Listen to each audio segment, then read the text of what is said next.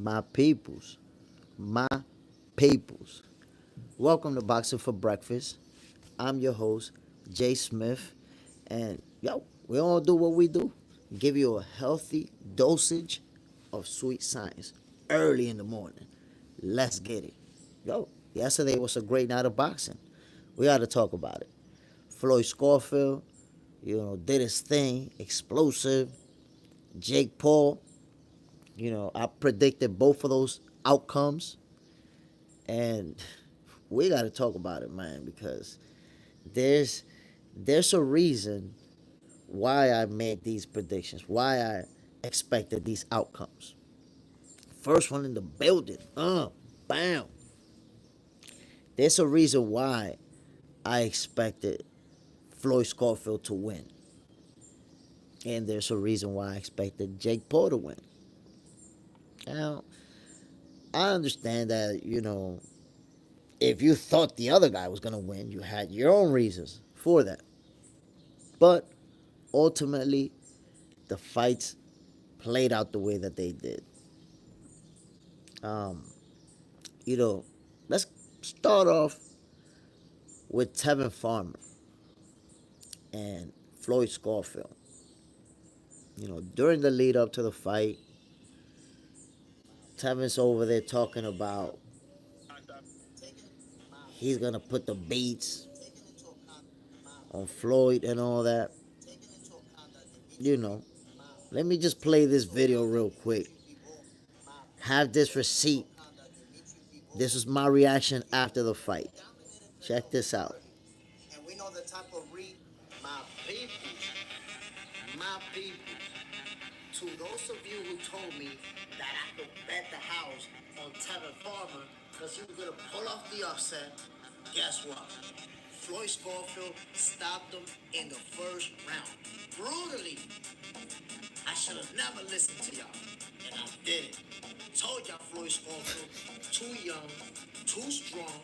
I told y'all he was going to show out. There you have it, my peoples. I'm Jay Smith. This is Box Center. And this is your favorite. So there you go. Yesterday, a lot of people told me that Tevin Farmer was going to pull off the upset. I hope the internet didn't go down this morning. The Wi-Fi didn't get messed up. None of that. I don't want to hear it. Champ, Canelo best combination is a jab to body, overhand to the head. Mean Machine landed that on the money. I don't know, like that. Look, it may seem like it to you, but that's a horrible logic. It's always a horrible logic to try to say this other fighter did this and this other fighter did that. You know why? Because that's the same as me telling you Bivol beat Canelo by using his reach advantage. Crawford got a longer reach advantage. But then you're going to tell me that Crawford's no Canelo. So the point is, styles make fights. Crawford is not going to fight Canelo how he fought another fighter. Why you don't bring up Errol Spence? Why you don't say, yo, Errol Spence got pummeled by Crawford? No, you bring up a fight to say, look, Canelo did this. That doesn't work, my brother. All you're doing is trying to figure out an angle to make you feel confident about Canelo being able to win. That's all you're trying to do. What two fighters do with each other has absolutely nothing to do with what's going to happen when two other fighters fight each other. That's incoherent.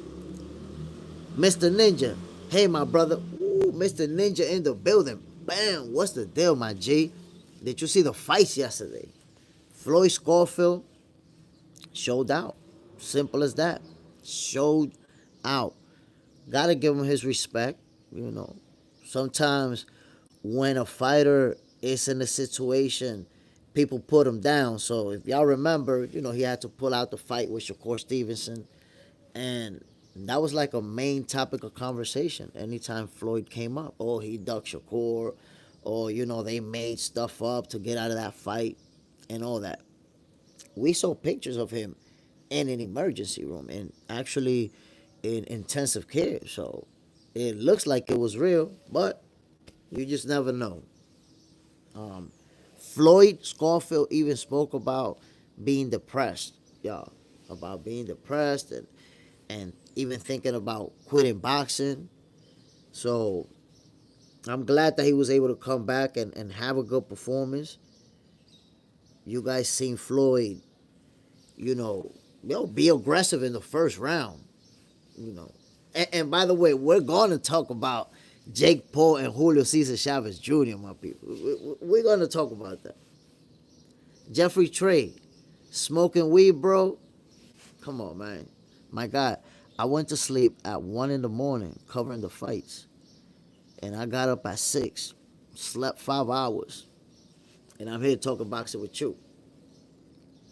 Jeffrey Trey from Russia, smoke weed, bro. Oh, Russia's in the building. Oh, salute, my brother. Appreciate you dropping in. For those of you who are here for the first time, this is Boxing for Breakfast, where you get to, a healthy dosage of the sweet science early in the morning, my peoples. And just to tell you a quick story, the reason why this show came out is because a lot of us boxing fans, our family members, our friends, they're not hardcore boxing fans like we are. So we wake up in the morning, for example, and it's not like we're calling our friends to talk boxing, because a lot of them don't even watch it. We sitting there eating breakfast, looking goofy as hell, thinking about the fights. Like, but ain't really got nobody to talk to. So I was like, you know what? We need some boxing in the morning, my peoples. And that's why we got Boxing for Breakfast. In the morning, we're here, we talking about it. Jeffrey Trey, love, bro. Salute, my G. I appreciate you. John Parham, tap that like button. Hell yeah, my peoples. Because it's 19 of us in the building and 3 likes. That means that a bunch of y'all ducking that like button the same way that Tank Davis is ducking Shakur. The same way. Tank need to stop ducking Shakur. Yeah, I need to stop ducking the like button. But Floyd Schofield, my people, yesterday that performance, he showed out. We gotta be, the same way that people discredited him or that people talked him down because he had to pull out of the fight with Shakur. We also have to give him his flowers for his performance yesterday. Tevin Farmer, even though he has a lot of mileage on him, been through a lot, he's still a good fighter. And for Floyd to destroy him in 1 round the way that he did, he looked good. John Parham, kid looked 100. Yes, sir. Kid Austin was insane yesterday. And the call out is real. No, he looked special. He looked special. There we go. And if you remember John Parham, yesterday I was saying, too young, too strong. Like, nah, Tevin Farmer's been through too much. This what happened yesterday is what was supposed to happen. I'm not saying it was supposed to happen in such destructive fashion, but Floyd Schofield was supposed to win that fight. The Loki, your hat is very nice. I will break into your house while you're sleeping and steal it. Nah. You're not gonna break into my house and steal this hat. You're gonna wait. It's gonna be available for you to buy it, and then you're gonna be like, yo, I'm buying that hat. I want it. Yo, this is, by the way, this design is actually by me. I designed it. So I'm proud of this because a lot of people have told me that they want one of them. So eventually you'll be able to get one though. But you can't break into my house. Very secure, and I got 2 dogs. John Parham, built like a running back. Yo, Floyd Schofield, he got that frame. He's strong. Imagine, yo, he's real young, man, and he got that power. You saw it. Once he landed, and that's one thing about him, and I said that yesterday, Floyd Schofield has a killer instinct. Once he hurts you, he's trying to get you out of there. That's it. He don't waste no time. He gets after it. Sometimes he gets a little bit irresponsible with the defense. Yesterday's fight was too short for that to happen. He handled business. You gotta give Floyd Schofield his respect. Like I said, you cannot knock him for pulling out the fight with Shakur, and y'all know boxing fans was going at him. There was memes going around. People was joking. Yo, Floyd Schofield, and I felt bad hearing that. That hit me when he said that watching all that sent him into depression and he wanted to quit boxing. And now he comes back and has that type of performance. So salute to Floyd Schofield for coming back from being depressed and winning in such spectacular fashion. Dry turkey. Sordo looked lethargic and stuck in mud. Opetaia going to smoke him. You know what? Based on what I saw from Zurdo yesterday, I think Opetaia is going to cook him. John Parham, the Loki, watch for a jab and a hook and some body shots when you do. Dry turkey, all the muscle guys won. Brian Norman and Billy and Kid Austin. Whoa, I had not thought about that. John Parham. By the way, this is the first time that I see him Billy in a full fight. I've seen highlights of him, but this is the first time that, from beginning to end, I watched him. And Billy is spectacular. He can fight, sharp. He's going to be a world champion. At some point, he'll become a world champion. John Parham. Jake didn't look bad either. I mean, yeah, Jake didn't look bad either, but considering the competition,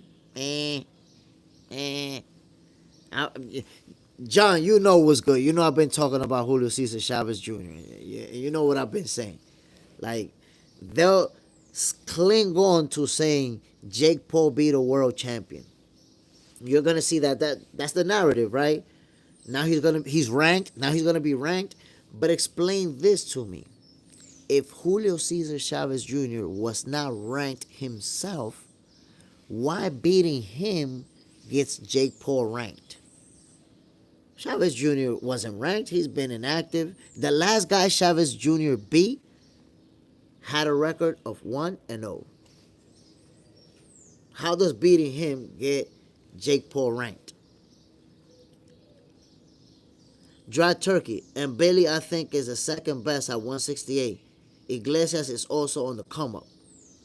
Yeah, they both on the come up. Let's see, man. And Bailey, he's going to get a title shot soon. Believe that. John Parham. The Jake Paul fight was actually pretty decent. I agree with you. It was a decent fight, but I'm going to tell you something funny. In round number 8, I actually turned the TV off and went to sleep. I posted a video about it. I was like, nah, I'm not watching this circus show. You know why? What bothered me? Did you notice in the last rounds, Julio Cesar Chavez Jr. started being like a little bit more aggressive and throwing better looking punches? So I was like, yo, I don't know, man. This thing is starting to look like a fucking cooking show to me. And I turned the TV off and went to sleep. I didn't even finish watching it, bro. Dry turkey, Jay Smith. I turned the Jake Paul fight off in round 5. It's a mockery to the sport. I turned it off right when they was about to start round number 8. I was like, nah, man. This shit looking like a cooking show to me. John Parham. I'm curious on who he will try next. Dry turkey. I agree. That's... I'm not going to say that's what it was, but at some point I was like, man, I don't know. Did you guys notice how inactive Chavez Jr. was during the first 7 rounds? Or at least during the first 6? And then in the later, like at the end, when he lost almost every round,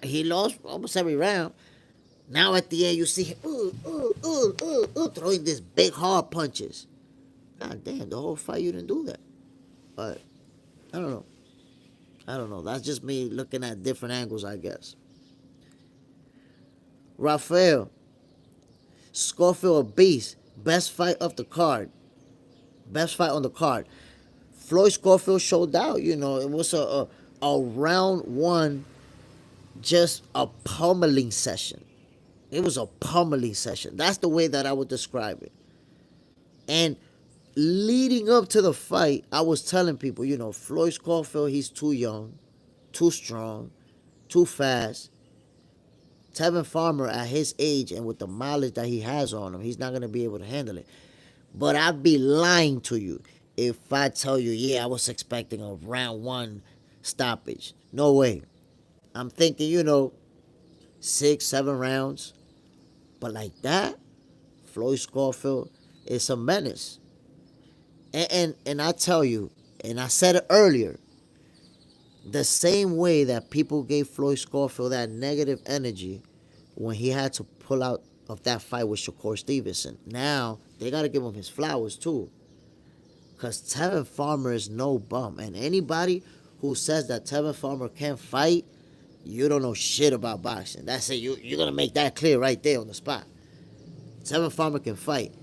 And Floyd Schofield, look at the way that he destroyed him. So you got to give him his flowers. Can't knock him. Rafael, first 3 fight KOs, that's what saved the card. I mean, there was, because, I would say, you know, some people are going to enjoy the Jake Paul show and say, oh, the main event was good.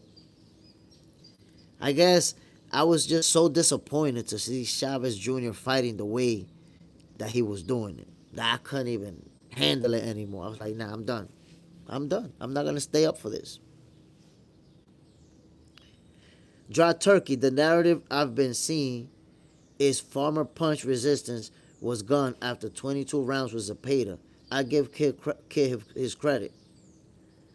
I mean, I don't think it was so much his punch resistance when it's compared to, you know, the power of Floyd Schofield. And you know what? Tevin Farmer has been in a lot of wars. He has a lot of mileage on him. But still, whether you're early or late in your career, a big shot is a big shot. Once you get stunned, that's it. And that's why I said it before, my peoples. Floyd Schofield is a killer.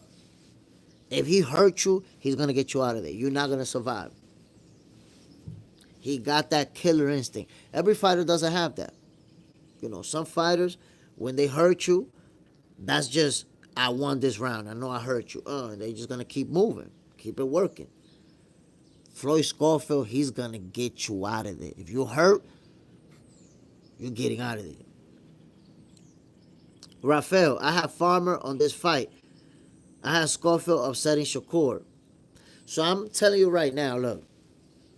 Shakur Stevenson would have absolutely cooked Floyd Schofield. So it was good for him, for his career, for his mental health, that fight didn't happen. Because Shakur was going to embarrass him. And I felt confident that Floyd Schofield was going to beat Farmer because of, you know, number one, his skill set, but also he's a pressure fighter, a guy who has power in both hands. And Farmer, he's not a defensive guru. He gets hit a lot. If you look at his last 5 fights, he gets hit a lot. So you're taking a guy in his 30s, fighting a guy in his 20s, a young, hungry lion who has power, and you got a lot of mileage on you, and you get hit a lot, you're going to get clipped. But, I envision this fight going to 7, 8 rounds, 9 rounds. I'm not thinking Floyd Schofield is going to just destroy him in round number 1. I didn't expect that. Dry turkey. Kid Austin versus Abdullah Mason. You see Floyd Austin, Kid Austin, his stock is up after that performance. Because again, even though Tevin has mileage on him, he's still a good fighter. Tevin Farmer's still a good fighter. I said it earlier, and I stand on it. Anybody who say that Tevin Farmer is not a good fighter don't know shit about boxing. Simple as that. Hi, man. Salam alaikum. What's the deal, my G? Bam. Dry turkey. I was here. You said I don't know what you people are looking at, but Kid is going athletic dog will win. Tell you. I saw it coming. I was surprised that yesterday alone, as a matter of fact, in yesterday's live, more than 10 people say, yo, Tevin Farmer's going to upset Kid Austin. People said Tevin Farmer was going to pull off the upset yesterday. More than 10 people said it. I was beginning to wonder, yo, wait a minute. Why all these people saying that? Do they know something I don't know? I asked in the chat, do y'all know something I don't know? Because that's not what I see happening. And there you have it. Kid Austin was special. My peoples, let's talk about Jake Paul and Julio Cesar Chavez Jr., man. Let's talk about it.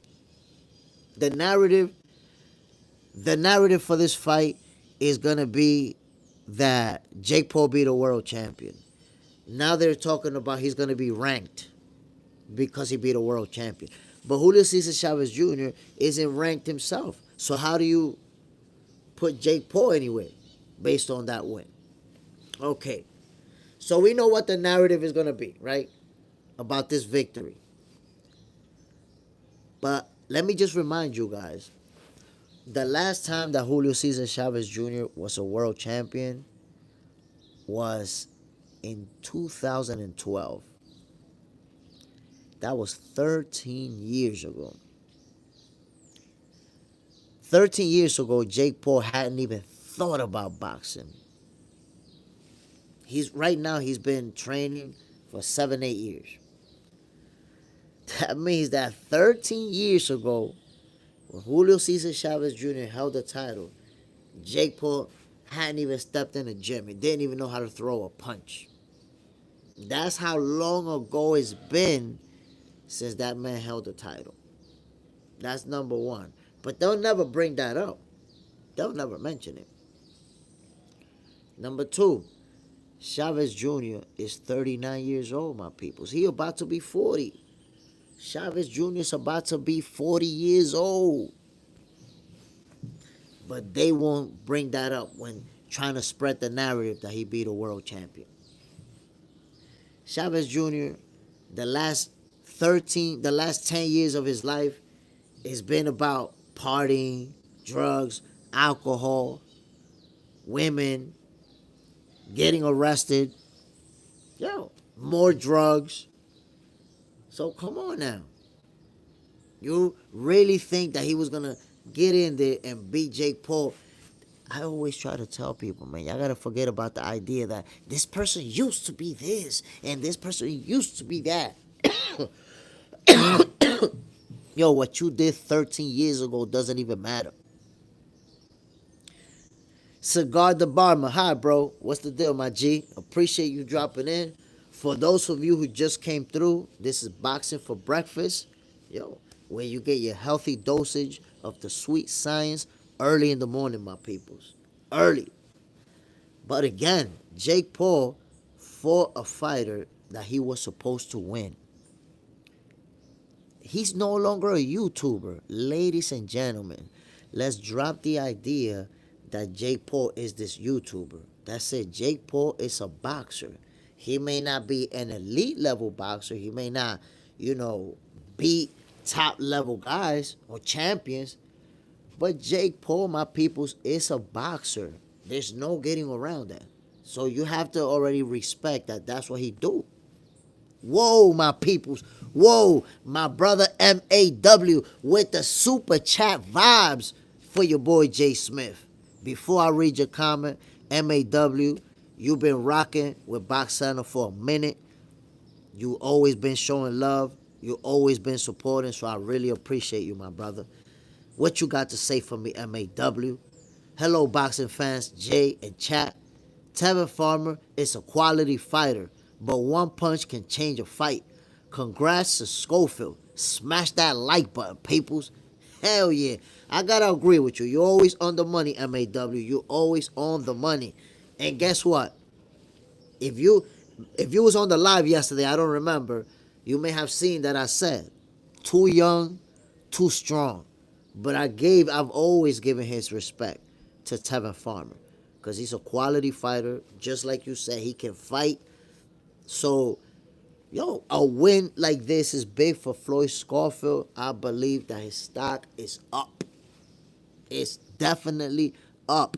And by the way, my peoples, it's about 20 of us up in here, and it's just 6 likes. That means a lot of you ducking that like button the same way that Tank Davis is ducking Shakur. The same way. Tank need to stop ducking Shakur. Y'all need to stop ducking that like button. Dry Turkey, 2018, it says he started training. 7 years. You see what I'm saying? 7 years. And Jake Paul's been boxing for 7 years, And Julio Cesar Chavez has been irrelevant for like 13. So no matter how big they'll be able to make this win, the narrative that they spread is not such a big win like they really saying. We could say it's a good win because of, Chavez Jr.'s past. But it's not such a big win. You beat a guy who's washed up, who's been on drugs, on alcohol, inactive, all type of stuff. So that all the circumstances played in Jake Paul's favor. MAW, congrats to Jake Paul too. Of course, congratulations to Jake Paul. Because at the end of the day, it's like I told you guys, he's a boxer. Y'all can forget about, oh, Jake Paul's a YouTuber, he's a fake boxer. I said he's been training in boxing for 7 years with real trainers, with real good sparring partners, in great boxing gyms, best equipment, best resources. Come on now, that's it, Jake Paul. Yo, listen, if any of you in this chat trains with the same people Jake Paul is training in the same gym and you have the same nutrition, you're going to be just as good as him. And you're going to be beating the same guys that he's beating. Dry Turkey, Kid Austin is second in WBA rankings. Zepeda loses to Shakur, he'll drop. Will Tank fight Kid Austin? Avoid it. You know what? That's a possibility. Tank is not gonna duck him, but I don't know, man. Right now, Tank Davis, we don't know what's gonna happen with him. I was talking to Blue Blood Sports. You guys may have seen the live. If you didn't, check it out. And he told me he doesn't even know if Tank is actually gonna fight the rematch with Lamont Roach. Why? Because, he's kind of focused on his family, his kids, a positive lifestyle. And which that's a good thing, but it looks like, there isn't that focus, I guess. I don't know what's going on. And if you guys remember, a fight date was announced. I can't remember it. Maybe somebody in the chat knows. A fight date was announced for Lamont Roach and Tank Davis, and then they pushed it back. But when they pushed it back, they didn't give us a new date. They just say it's going to be pushed back. And after that, Steven Espinoza said that they having a hard time putting together the budget. So I don't know what's going on right now. But if you guys think about it, are you hearing anything about Tank versus Lamont Roach?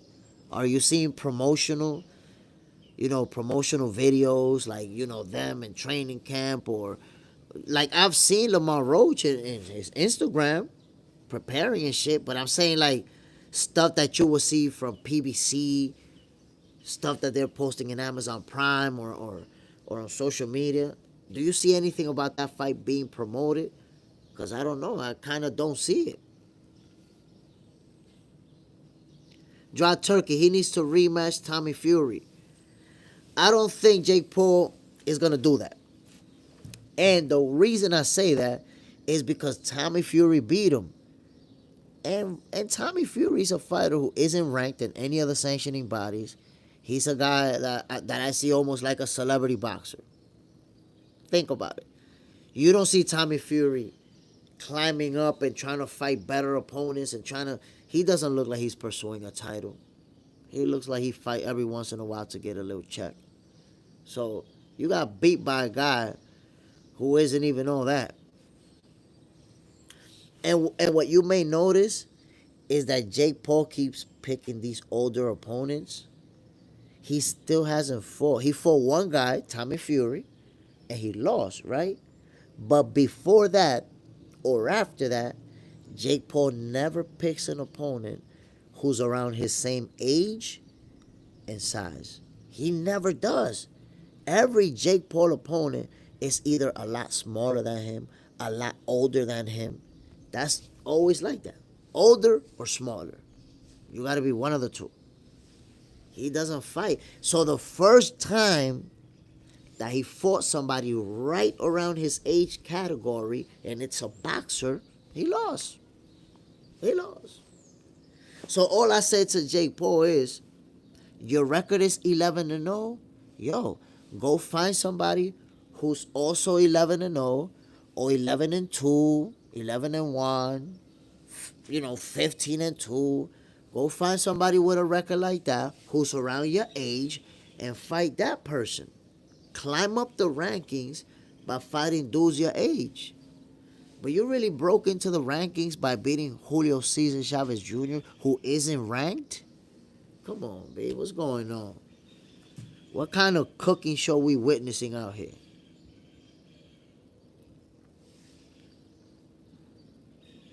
Lors Wet Real. Top of the morning, big bro. Be more. What's the deal, my G? Bam. Not at all, Be more. We don't know what Tank is doing. I don't understand. I don't understand what's going on with that situation. But if you think about it, my peoples, the Tank Davis Lamont Roach rematch, it really isn't being promoted. I don't think anybody can really say that you've seen new promotional videos or pictures, or it's like almost that fight disappeared. We're expecting the rematch to happen. We were told it's going to happen. But I'm going to remind y'all, we were told and expecting Errol Spence and Crawford rematch to happen too. And it didn't. So, I don't know. I don't know, my people. Brad Lange, Jake Paul gets beat by any top 20 fighter.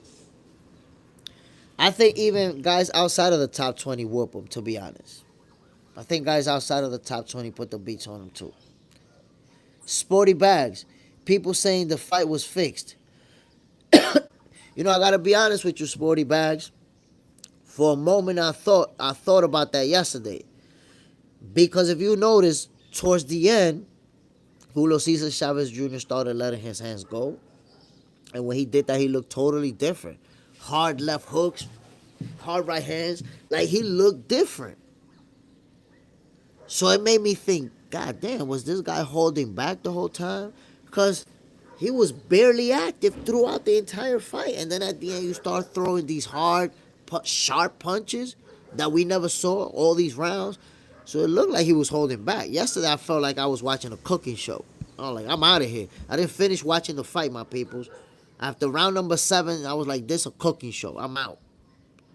Well, I think it was after round number 8. I'm not sure. But I didn't finish it. Didn't finish it, my peoples. Jamie Giblin, you think Jake Paul fights are rigged? I mean, I don't know. I've been suspicious. Obviously, his loss to Tommy Fury couldn't be rigged. But yesterday's fight, it crossed my mind for a second. I'm not going to say that it was, but it crossed my mind. Because, Julio Cesar Chavez Jr. wasn't throwing no punches, just allowing Jake Paul to tee off. And then at the end, you see him throwing these hard, sharp-ass punches. Like, damn, bro, was you holding back? I didn't see none of that in all these first 7, 8 rounds. Connor Yildirim, hello, my friend. What's up, Yildirim? Bam. Champ, how you going to take that jab versus Canelo? I mean, how is Canelo going to take that jab? That's the real question. Because Canelo couldn't keep Bivol's jab off of his face to save his life. And Crawford has a longer reach than Dimitri Bivol. The real question is, how Canelo going to get inside that range when he going to be getting punched in the face from across the ring? MAW, congratulations to all the winners like Zurdo Ramirez too. Yeah, Zurdo Ramirez was in a slugfest. Dortico was putting hands on him. Zurdo was retaliating. I thought one of the cards, or I don't know how many cards, were 117 to 110. I thought that was way too wide of a margin. I had it a very close fight. When the last bell rang, I wasn't sure who won. I wasn't sure if Zurdo won. To me, it was very close. But it was a great win for Zurdo. He was in a dogfight, and he, pulled through. Hope to see another Badu Jack Unified but likely fight Jake Paul next, in my humble opinion. Opetaya versus Surdo, please. Let's go. Based on yesterday's performance, I see Opetaya destroying Surdo. Telling you right now, he's too aggressive, too high volume punch. He's a high volume puncher and just much faster than Surdo. So I think Opetaya walks out of that fight with a W. Brad Lange, I would like for him to fight Nikita with chocolate. I think that's fair. Nikita with chocolate. I would like, hold on, I'm confused, my brother. When you say I would like him to fight Nikita with chocolate, I'm confused, bro. MAW. Money is a big motivator. That's a fact, my brother. Money is definitely a big motivator. And it's not even the amount. Like when somebody says, yo, I'm gonna put $1 in the super chat. Yo, that feels just as good as when somebody says I'm gonna put $10 on the super chat, for example. Because it's somebody saying, yo, I appreciate what you're doing. And I want to show you even more. Because just for you guys tuning in, sharing your opinion says, yo, you appreciate what I'm doing. But you're trying to go further when you say, yo, nah, I'm going in the super chat and I'm going to put this, regardless of the amount. So I appreciate it, MAW. Jamie Gibling, do you think Jake fights are fixed? I thought about it. I don't want to say they're fixed, but I thought about it. Champ. Oh, wait a minute. I went way up. Chris Fonson, bro. Chris Fonson, what's the deal, my G? I appreciate you dropping in, my brother. Champ, I don't think Canelo has a big chance. But if he does, he will have to be on his P's and Q's. I believe, and I said this yesterday, Crawford beating Canelo Alvarez is going to go down as one of the biggest wins in boxing history. And champ, what you're saying, that's the reason why. Look, you don't give him a lot of chance. You're expecting him for to you, it's almost guaranteed that he's going to lose. Well, guess what? There's a lot of people who feel just like you. A lot of people feel like Crawford is getting stopped. That's what shows you how big that win is going to be. Jamie Gibling, he kills him. Flip. Jake Paul is the biggest cherry picker in boxing history. And no, I don't want to see him fight Tank. That's facts. That's facts. You could say he is the biggest cherry picker in boxing history. Because he actually is cherry picking his way into the rankings. That's incredible. So I have to agree with you. Mr. Riz, Ili Tupurio just knocked out Charles Oliveira. I don't watch MMA, my brother, but salute to Tupurio. MAW, I got Jay Opetaya over Surdo too. Full props to whoever wins. Would love to see another cruiserweight undisputed. You know, Eddie Hearn actually mentioned that fight yesterday. After Surdo won, I heard Eddie Hearn say that would be a good fight to make. So I would like to see it. That's all I got to say about that. Mr. Kayo, yo, what's going on, Jay Smith? What's the deal, my brother? Bam. You already know what it is, man. Went to sleep at 1 in the morning, calling these fights, and now we doing boxing for breakfast, talking about these fights.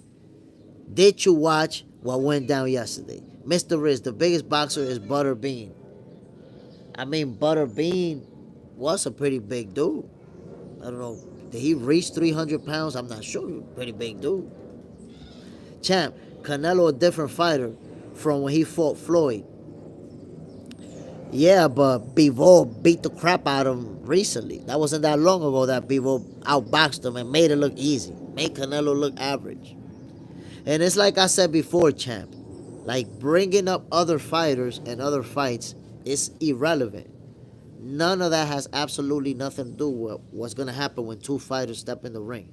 It's about their style and what they're going to bring to the table on that night. You know, bringing up this person and that person and the other guy, that's irrelevant. Ernest Morales, in the Box Center Breakfast Club table, the best informative program.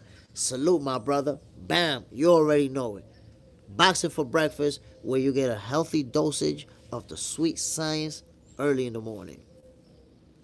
Brad Lange, what do you think about Jake Paul versus Nikita?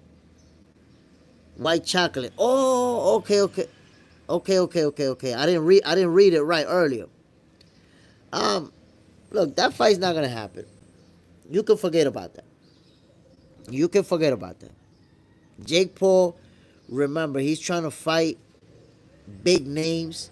He's trying to fight big stars. He's trying to fight, he's not gonna fight a kid that could probably beat the shit out of him. So forget it. You can forget that, okay? My peoples, what do you guys think about the performance though? What do you guys think? Do you feel like Jake Paul got a legitimate win? Was this a legitimate win for Jake Paul beating a former world champion, or do you think this is a circus show? Yeah, tell me. Mr. Riz, I love Mike Tyson's aggressive style. He said he wanted to kill his opponents and cause damage with every punch.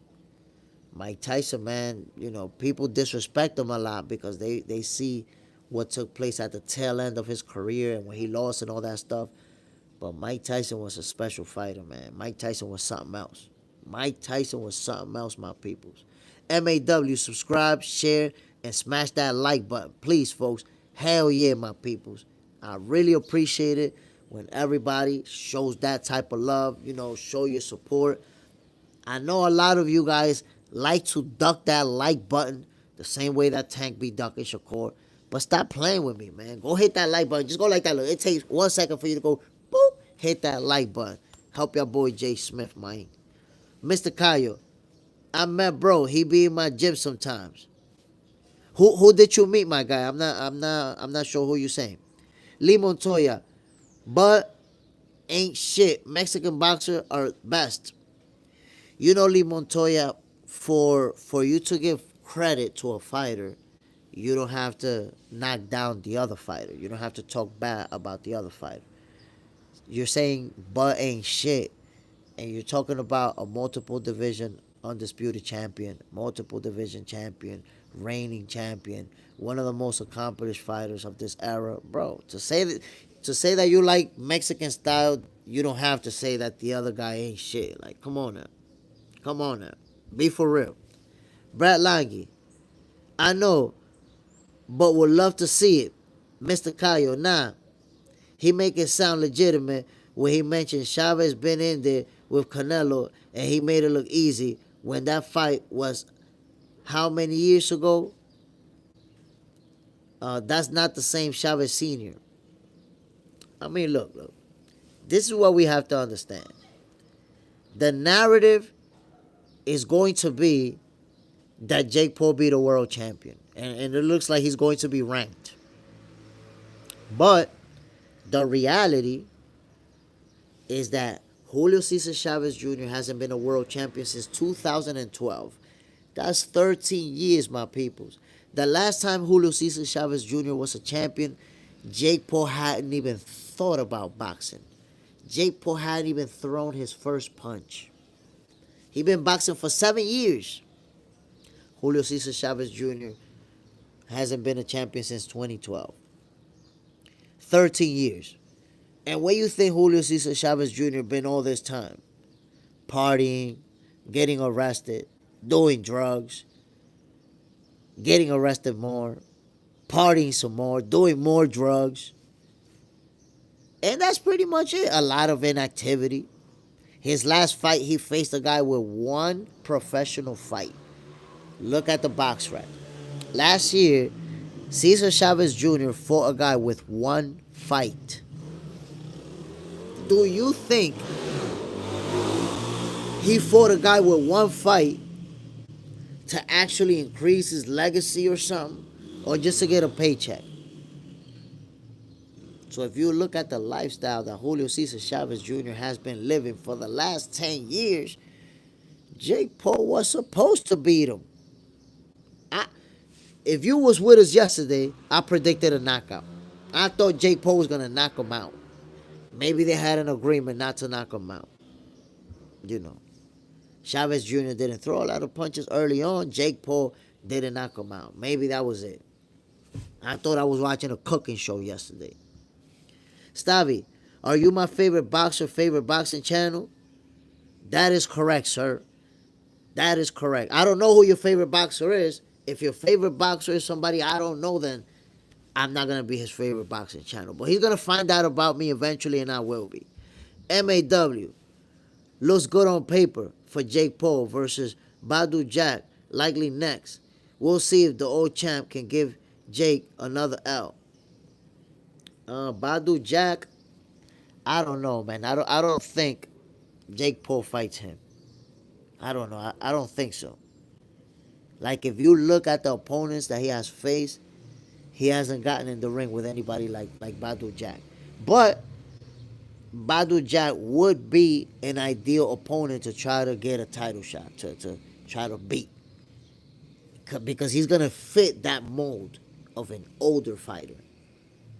You know, and also that mold of one of the guys who is not really considered one of the best. Because we know that Jake Paul never beat any of those guys. Champ, so Jay Smith, if Canelo beats Crawford, will you rate him highly? I don't think so. You talk about the weight. That's a problem, champ. You got to stop assuming what other people think. You got to ask the question and not answer it for them, or not have already your own opinion of what somebody else think. If Canelo beats Crawford, I'm going to consider that a huge win, a monster win. Why? Because not only is he going to be adding another champion to his resume, but he's going to be adding one of the most decorated champions of this era. He's going to put a pound-for-pound fighter in his resume, a guy who was ranked in many pound-for-pound lists number one in Terrence Crawford. So anybody who can pull off that first win against Terrence Crawford is going to be huge, including Canelo. So that's my take on that, champ. You were wrong. Mr. Cayo, I hope Badu doesn't look at the money because Jake isn't sanctioned for that shit. For real. He doesn't deserve it. His money helping him climb the ladder faster. I mean, I couldn't believe when I heard if he beats Chavez Jr., he's going to be ranked. Because I'm thinking to myself, wait a minute. Chavez Jr. is not ranked himself. Why would beating him get Jake Paul ranked? Explain that shit to me. I don't get it. I don't get it, my people. Y'all could tell me what exactly I'm missing over here. Lee Montoya, don't sound like you don't much about boxer. It don't sound like you don't much about English. John Parham, let's cook up 20 likes. Jay Smith talking boxing up fumes up in here. Boxing on fumes, you're right, my brother.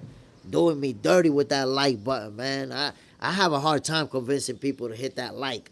I don't know. Am I giving y'all whack information or something? Mr. Cayo, damn, you missed 2 of my comments.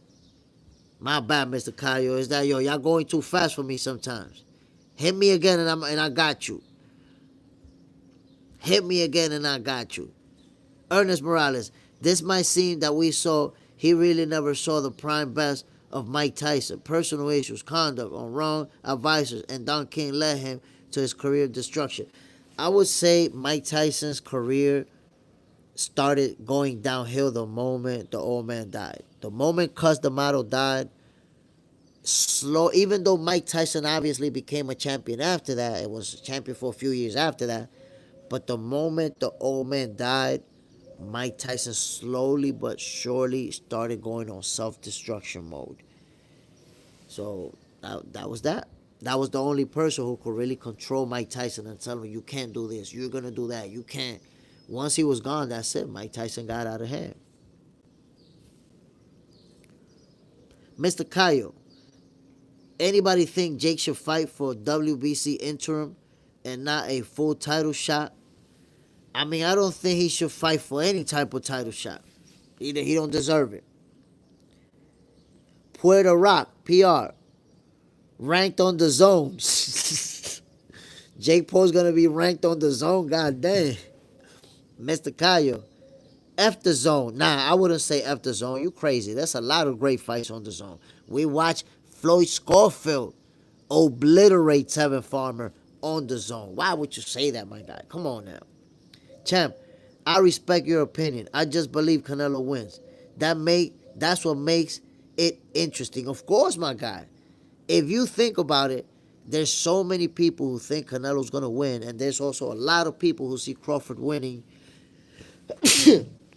That's what tells us how interesting this fight is. And it's mad funny because I was talking to Blue Blood Sports and he tells me, yo, how come so many people were saying they don't want this fight? This fight doesn't make sense. And now everybody wants it. That shows you how big this fight is. Me personally, people told me when I was asking for that fight, you don't know what you're talking about. That fight's never going to happen. And I don't even want to see it. Like, that fight doesn't make sense. Now those people disappeared. I don't see nobody saying that they don't want to see it anymore. So it shows what a big, big fight this is. Albert 1, greetings from Spain. Ooh, Spain is in the building. Salute, my brother. Appreciate you dropping in. In case you're new to the channel, this show right here is Boxing for Breakfast, where you get your healthy dosage of the sweet science early in the morning. So that's it. No longer do we have to wake up in the morning eating breakfast looking goofy as hell because we don't got nobody to talk boxing to. So we sitting over there like just thinking about the fights and shit. Nope. Now you got boxing for breakfast. You could talk boxing, listen to boxing, get it in. MAW, money talks, Mr. Cayo. That's a fact. Money has always been the biggest and loudest voice. Champ, Canelo fans didn't want the fight because it's big risk for Canelo. He thinks he won't get credit for it, but he will. I mean, I think part of the reason why a lot of people don't want the fight, and this is me being honest, is because they don't want to see Terence Crawford make history. They don't want to see Crawford have the biggest win of this entire era. If you've been hating on Crawford all these years, and now he's going to get a win that's bigger than any win in any of your favorite fighters' resume, that's going to bother you. That's going to hurt your feelings. That's all I'm saying. That's all I'm saying. We got to be honest with it. Y'all think about it. Y'all think about it. If you've been hating on Terence Crawford all these years, he's a hype job. He's not that good. Now you're talking about he's too small. Canelo's going to smoke him. He's going to get stopped. And he beats Canelo.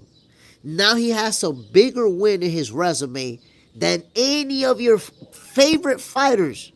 Any of your favorite fighters that you love, all of them combined do not have a better win than Terence Crawford beating Canelo Alvarez. None of them. So you don't want him to win that fight. But if he does, y'all gonna feel the pain. Y'all gonna feel hurt, sentimental. You're gonna need a welfare check to make sure that you're okay. Come on, my people. Champ, if he beats Canelo, all the haters of Crawford will die. Man, listen, I'm trying to tell you. I'm trying to tell you. The people who've been hating on Terence Crawford, if he beats Canelo and now he has the biggest win in boxing history, he's going to shoot up to superstardom now. Like, he's a big star since Errol Spence, but now he's going to be to a different stratosphere. That's going to break a lot of people's heart. If you ever hated on Crawford, you're going to be devastated. You're going to be gutted. So get ready. Get ready, man. Y'all going to need a welfare check. John Parham, props to the best man. I'm a Canelo fan, but if Crawford wins, he gets my respect. Ah, John Parham, but you got to understand, my brother, you're not a hater. You're not a hater. You're a fan of boxing. You got Canelo winning. But you're not a Crawford hater, so you're gonna respect it if he wins it. But the Crawford haters, they're gonna be devastated. I'm trying to tell you, they're gonna feel every punch that Crawford lands on Canelo, they gonna feel it. Maker, what's the deal, my G? Scofield reminds me of a young Sean Porter. You think it's smart for him to go at Shakur already? I'd like to see him versus Abdullah Mason. Look, man, I'm glad that he didn't fight Shakur Stevenson. I think he would have got embarrassed, made to look bad. And for his age and this time in his career, he don't need that type of loss. So I think it played out for the best. Great win over Tevin Farmer. And I don't know. I'd like to see him. I prefer to see him fight Floyd Schofield just because they're closer in age. And not just because of the age, but Shakur Stevenson is already a very accomplished world champion, multiple division champion, unified champion. Floyd Schofield hasn't won his first title, and neither has Abdullah Mason. So them two, I think it's a good fight to make. Now, Abdullah Mason is going to be mandatory for that WBO title Keyshawn Davis dropped.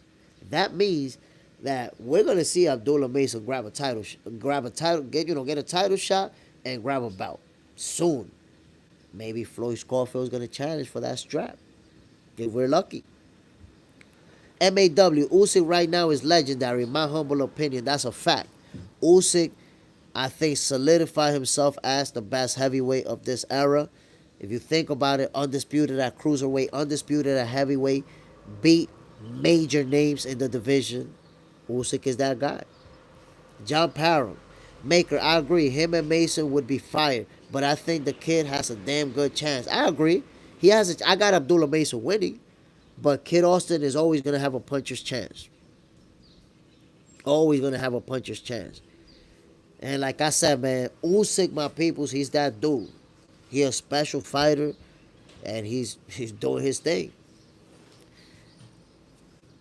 Champ, Crawford haters are people who want to see him get hurt. Yo, Crawford haters even asking him to move up and fight Benavidez. I'm waiting for them to say move up and fight at the heavyweight division at this point. Fuck it. That's it. Go fight one of the heavyweights. Champ, same like with Shakur. People hate because he doesn't get touched. Yeah, they want to see Shakur get hit. They want to see Shakur get hurt badly. Ernest Morales, anyone that say he won't watch, they're liars. I mean, they're going to watch. They don't even say that anymore. They only said that when the fight was not made, when they thought it wasn't going to happen. I don't want to watch Crawford versus Canelo. That doesn't even make sense. If they fight, I'm not going to watch it. Those people disappeared. I can't find them anymore. That's it. They gone. Underrated Will. Scofield won me big money yesterday. Ooh, salute, my brother. Congrats. That's fire. Floyd Schofield showed out, man. Did what he had to do. John Parham, easy money yesterday. Ernest Morales. Usyk picked Usyk heavyweight program apart. Oh, no, Usyk picked UK's heavyweight program apart. Yo, Usyk is a special fighter. You know, that's why I say, in my opinion, he's the best. It's number one, I say he's the best heavyweight of this era. But number two, he's ranked in my top three. I got Terence Crawford, Alexander Usyk, Naoya Inoue. And if you put Usyk on number one, I don't have a problem with it. At all. Usyk, like if you take Usyk or Inoue and you want to rank them at number one, I don't have a problem. Those three fighters, all three of them are pound for pound number one type fighters. Ozzy, what's good, Jay? What's good, my brother? West 7 Goat. So happy, feel asleep. So happy, old fella asleep on that Jake Paul fight. And listen, round number, I think it was at the end of round number 7 or the end of round number 8. I was like, nah, man. I'm watching a cooking show. I'm going to sleep. I'm done. And that's it. I didn't watch it. I didn't watch the end. Ozzy, whoa. We got more likes than viewers. That's new. Man, because it appears we got more likes than viewers, but we don't because a lot of viewers ran up in here and ducked that like button the same exact way that Tank been ducking Shakur. The same way. Mr. Kayo, Greg Hackett, and Shakur had a shady prediction about the Schofield and Farmer fight.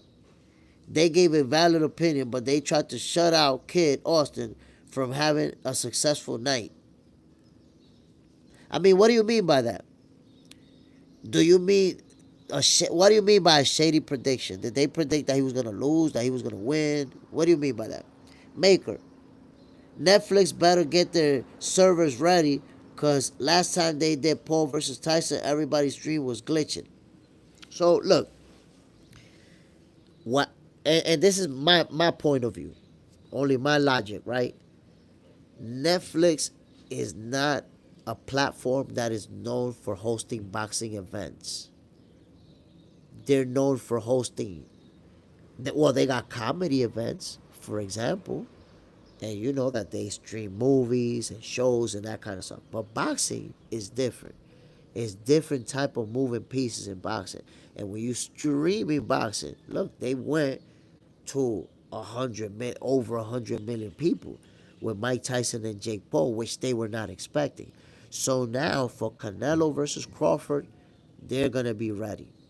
I believe that this time around, the mistakes that they, not the mistakes, the weaknesses that they had that caused those problems are being or were already addressed. So I expect, the transmission to be on point. Ozzy, subs going up nicely too. People, listen, that's one thing I could tell you, and I appreciate it.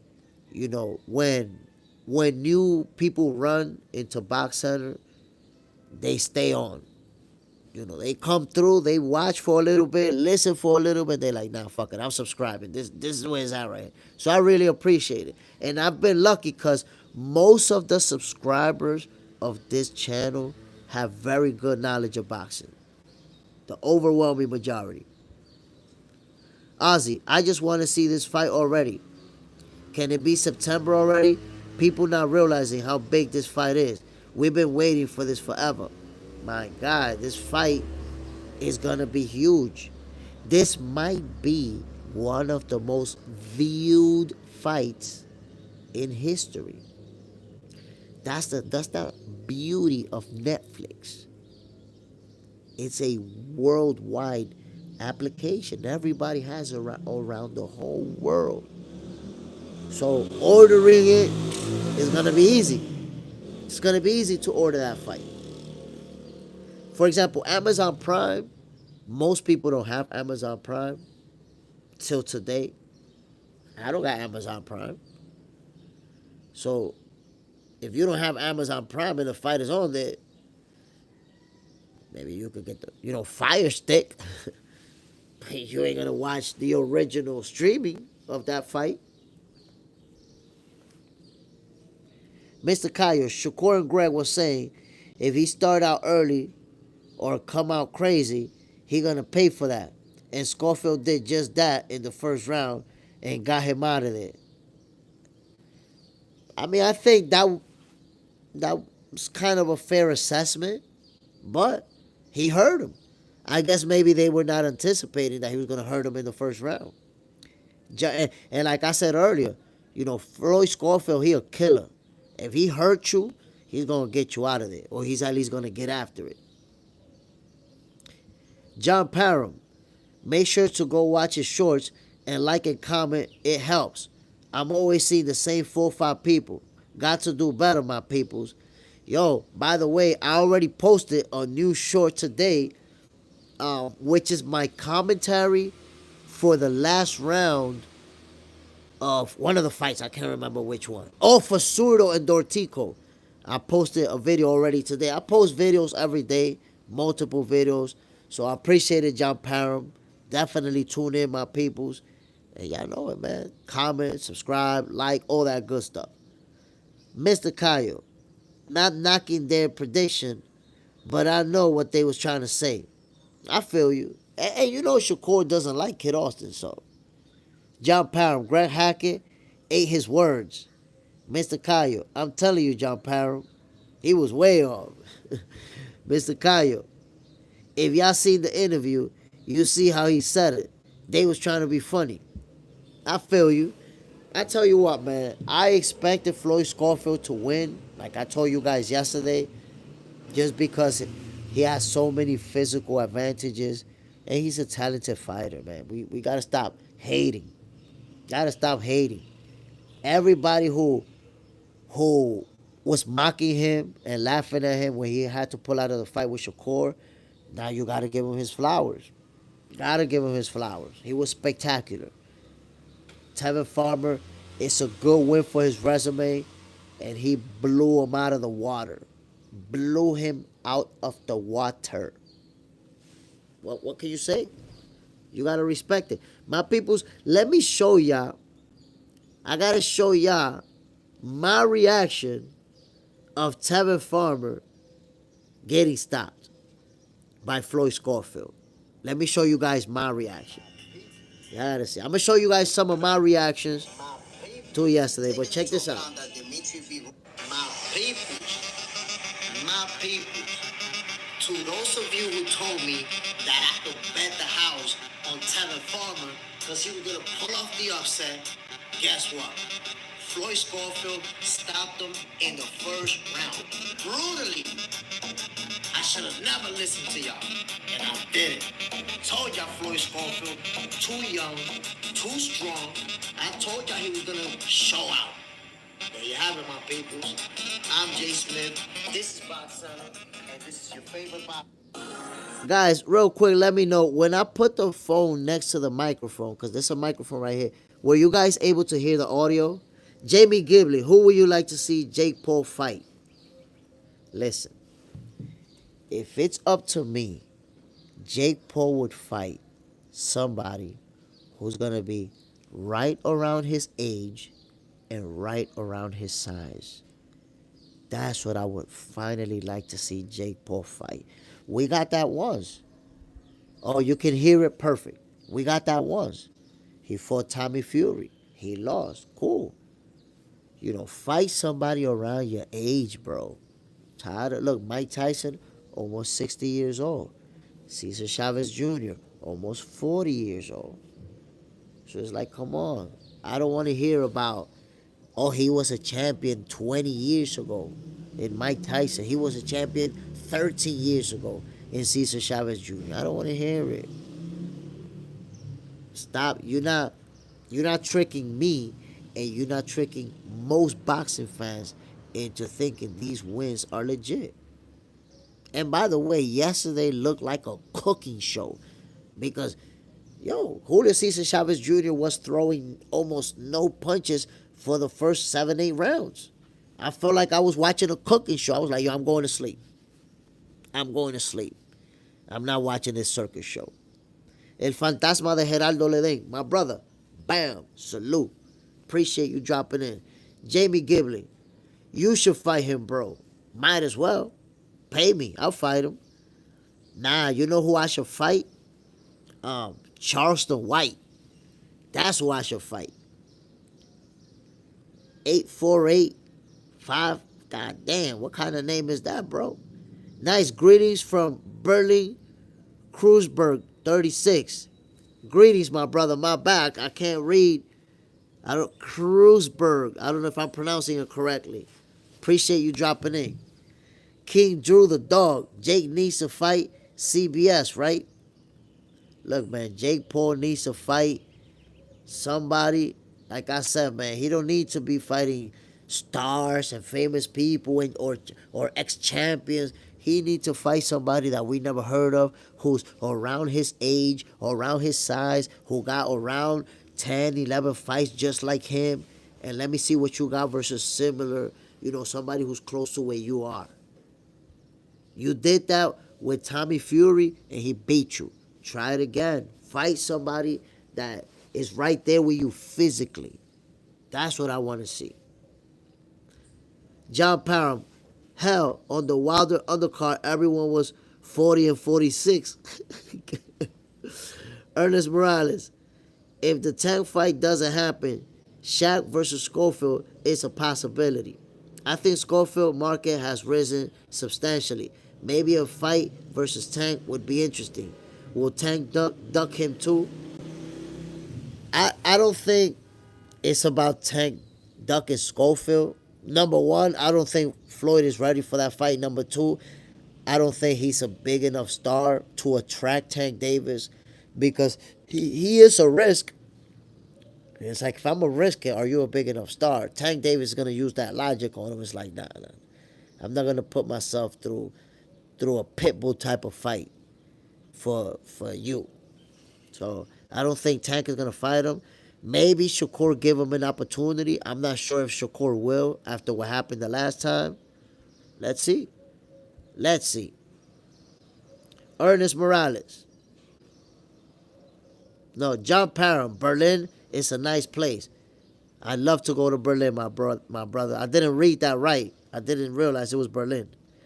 Jamie Gibling. The Wilder fight was a joke. It's over for him. Now listen. I'm going to say this. Wilder, he looked good. He looked better than in previous fights. I love the way that he kept that jab out there. Up until the stoppage, that jab was on point. Combinations. He looked sharp. He looked good, better. Deontay Wilder looked better than he has looked in recent years. I would say that. But, here's the but. The level of opposition that he faced.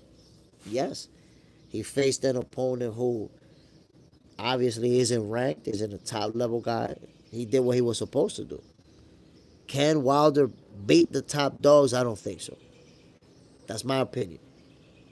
Mr. Kyle J. Smith versus Charleston White. I will beat the shit out of Charleston. No BS. J. Smith TKO round 5. I think I stopped him before that. I think I'm stopping him like in round number 3. I should call him out. Yo, Charleston White. Somebody share this shit with him. Charleston White, I'm stopping you. If you come see me, share the ring, I'm stopping you, Charleston White. Letting you know. John Parham, Jaime just some money towards retirement. Yeah, a little paper for, to retire. Jose Cole, let him fight a Tate brother or one of his people, or it's over. He could single-handedly destroy boxing. Now, he's not going to destroy boxing. He's just going to always get some attention. But he's not going to, trust me, Jake Paul, no single fighter is going to destroy the sport of boxing because there's always going to be elite-level fighters that we want to watch. There's always also going to be elite-level fighters who want to fight the best. That's never going to stop. King Drew the Dog. I do think Kid Austin will put an ass whooping on Shakur, but not Tank. Damn, bro, I can't believe you think that. I don't know how you came up with that, bro. I don't know. Clearly you don't like Shakur. Because that's the only way that I can see you come up with that. You don't like Shakur, you're like, yeah, you're going to beat him. Jamie Gibling, nah. He was fighting a nobody. That's what I'm saying. He looked good, but he wasn't fighting an opponent that he wasn't supposed to beat. Jamie Gibling, Joseph Parker, heavyweight champion of the world. Joseph Parker can fight. And if he fights, like I said, man, Deontay Wilder can't hang with any of the big dogs. Parker, Usyk, they getting him out of there. Dubois, getting him out of there. I don't see it. Dante Comedy. Good morning, Jay Smith. I've never regarded Chavez Jr. as a legitimate boxer, which makes me question whether he is truly Julio Cesar Chavez Sr.'s son. After all, his father is a Mexican boxing legend. I think that's a tough take that you have, simply because Julio Cesar Chavez Jr. became a world champion. He was a world champion. It's just that it was a very long time ago. We're talking about 2012. But, he went all the way to the top. I would compare Julio Cesar Chavez Jr. to Adrian Broner, a guy who actually was talented, who can fight, but his personal life, as soon as he started touching some paper, went downhill. Drugs, alcohol, partying, women, getting arrested, all of that stuff sidetracked him. But he went all the way to becoming a world champion, so I got respect for him. Any fighter who goes all the way to grabbing a title shot and grabbing a title, I gotta respect him because I know what it takes. It's tough. It's tough to go all the way to that. El fantasma de Geraldo Ledesma. Where's White? Where's White? Which White are you talking about, my brother? My bad. Jamie Gibling, Pac-Man for the win. You know that Manny Pacquiao is going to be the underdog versus Mario Barrios for the same reason that Floyd Schofield just whooped Farmer. But Manny Pacquiao is no Farmer. But at 46 years old, Mario Barrios is a lot younger. Is going to be the bigger guy, the stronger guy. It's going to be a tough fight for Manny Pacquiao to pull off the win. Can he do it? I will not write him off. I tell you that right now. The only time that I wrote him off completely was versus Keith Thurman. Because at that time I was like, you know what? 40 years old, you're fighting a young, hungry lion like Keith Thurman, who was undefeated at the time. Nah, Manny getting cooked. And y'all saw what happened. So now, I know he's 46 years old, but if anybody can pull it off, if anybody can make history once again, like he has many times, it's Manny Pacquiao. So don't write him off. I get that Barrios is the favorite. He's supposed to be the favorite, but respect Manny Pacquiao, my peoples. Ernest Morales, mi gente. Frankfurt, Germany is beautiful too, and Munich also. By the way, your trash talk is even scary. Me, loving the program. I appreciate it, my guy. Yeah. Hash Bass. From what we saw last night from Schofield, how Shakur is going to keep Schofield off his ass with those brittle hands. That would be easy work. That would be too easy for him. You just outbox him, dance circles around him, timing him. It would be too easy. Jamie Gibling. Keith knew Pac-Man was going to kill him. Nah, bro. Nah. Trust me, it's not the case. Keith Thurman, you don't remember when he was joking around about Pac-Man's short arms? The T-Rex arms. He kept saying, them little T-Rex arms, bait him up. Bait him up. Bait him up. So Keith was, I think, even overconfident, and that's why he lost that fight. That's part of why he lost that fight, because Manny Pacquiao did his thing. Jamie Gibling, you're the fast hands. I'm telling you.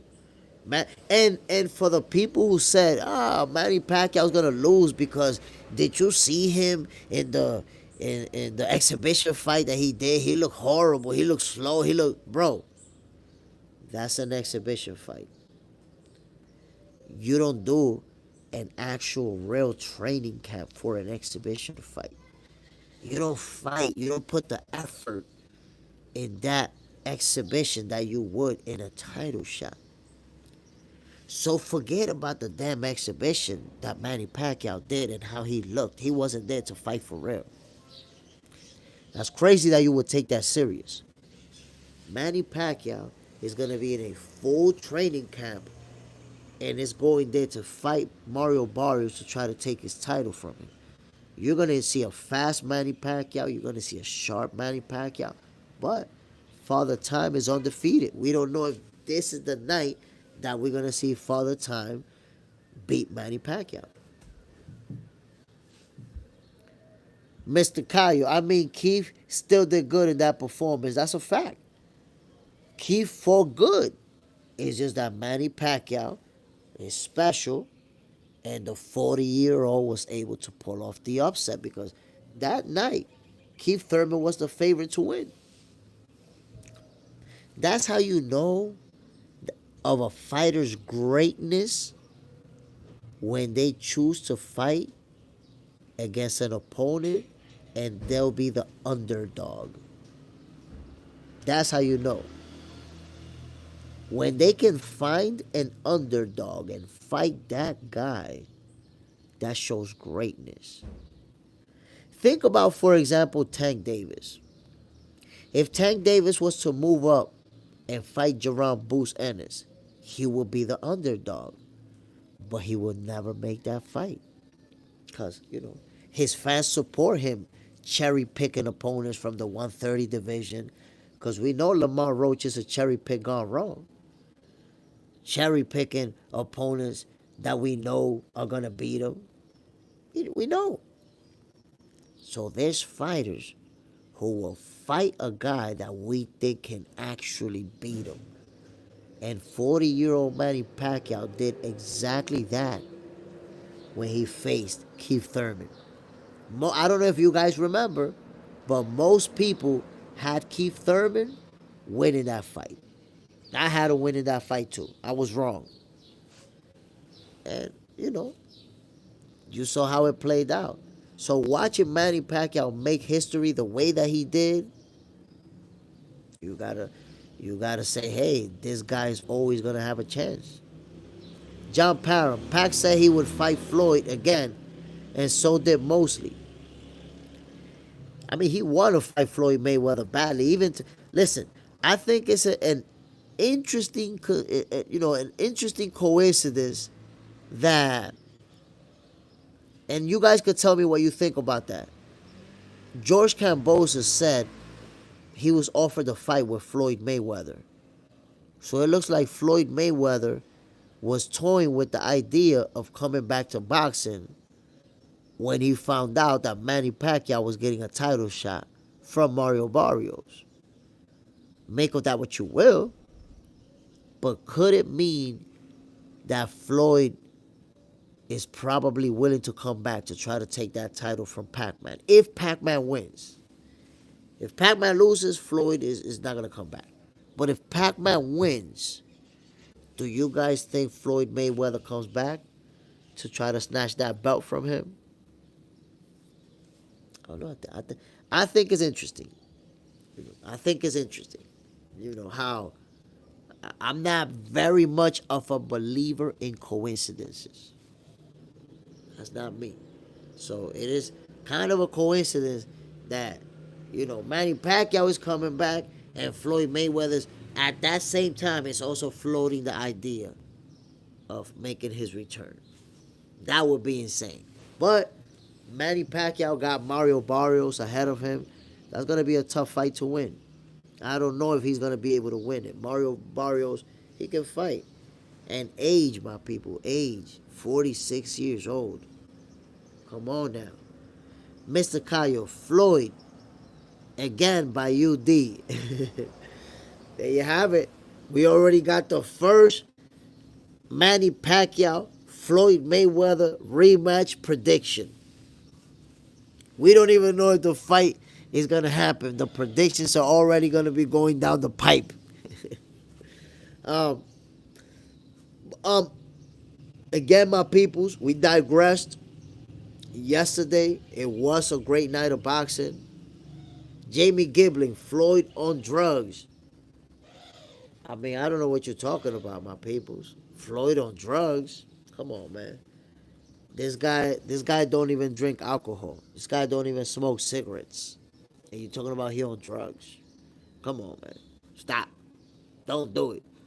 Mr. Kyle, 116, 112, Floyd. In Floyd's favor over Pac-Man? I mean, it could happen. I don't know.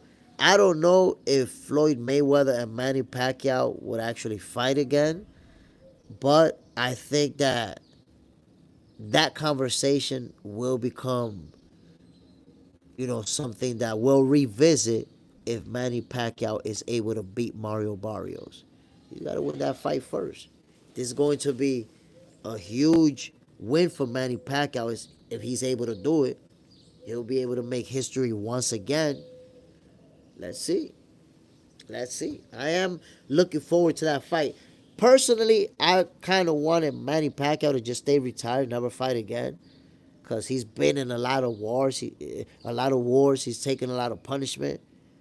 But if he wants to fight again, and he feels like he can win, I don't knock him. I respect it. I respect his decision to come back. Hopefully he don't get hurt. Hopefully he does not get hurt. But we'll see. We will see how this fight plays out. But he's that's how you see what great fighters that go against the odds, those are the ones who are ranked the highest.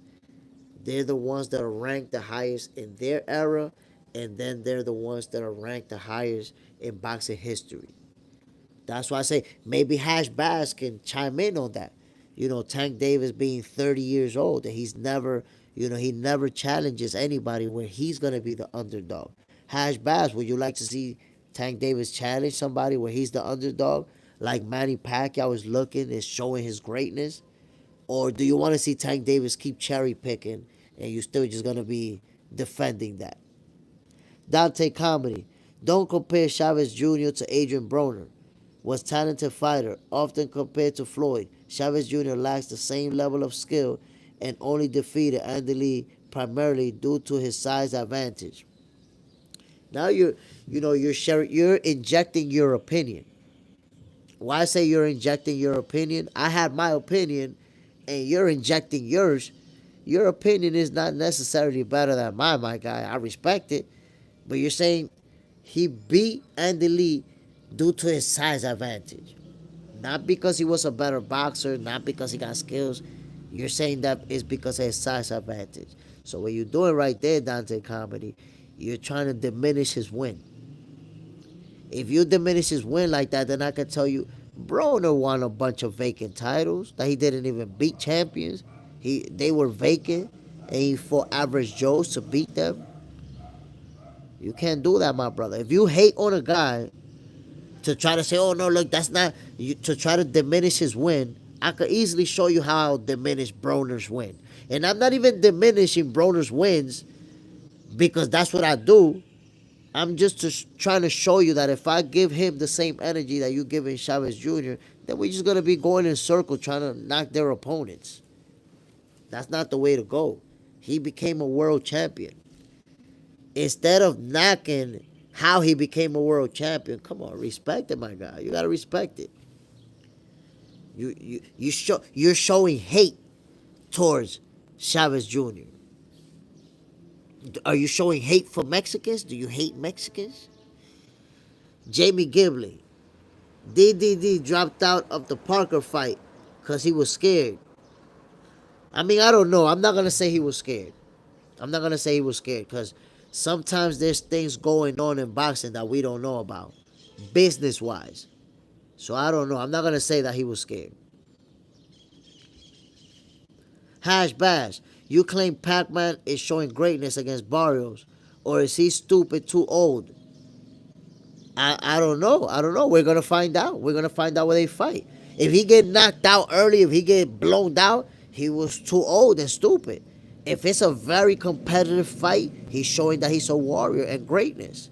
But you're still not saying anything about Tank Davis, Hash Bash. That's one of your favorite fighters. Why are you talking about your negative point of view on this fighter, but you're not saying anything about Tank Davis? Wouldn't you like to see Tank Davis in a fight where he's the underdog, like fighting Jerome Boots Ennis? So, I'm just asking you. You always want to talk about other fighters, but you don't want to talk about Tank. Say something about Tank. Mr. Cayo, Pacquiao lost about 8 times already, and 9th and 10th won't hurt that bad, would it? The thing is, the losses only hurt when we're talking about the haters and when we're talking about people who don't know shit about boxing. But historians focus on the accomplishments. They focus on who you beat in your career. So Manny Pacquiao, right now he could get in the ring versus a YouTuber and get knocked out in the first round That's not going to take away any of his accomplishments. That's not going to change anything that he has already done. So losses don't take away from anybody. It doesn't. Now, if you haven't accomplished anything yet and you start losing, you're in trouble. That's a problem. But if you're already, a multi-division champion, if you're the champion that won the titles in the most divisions, if you made history a bunch of times, you're the older welterweight champion in history. History doesn't focus on losses. It focuses on accomplishments. Only haters focus on losses. Like Hash Bass. You don't see he focus on losses, but that's not what history looks at. It looks at what you accomplished.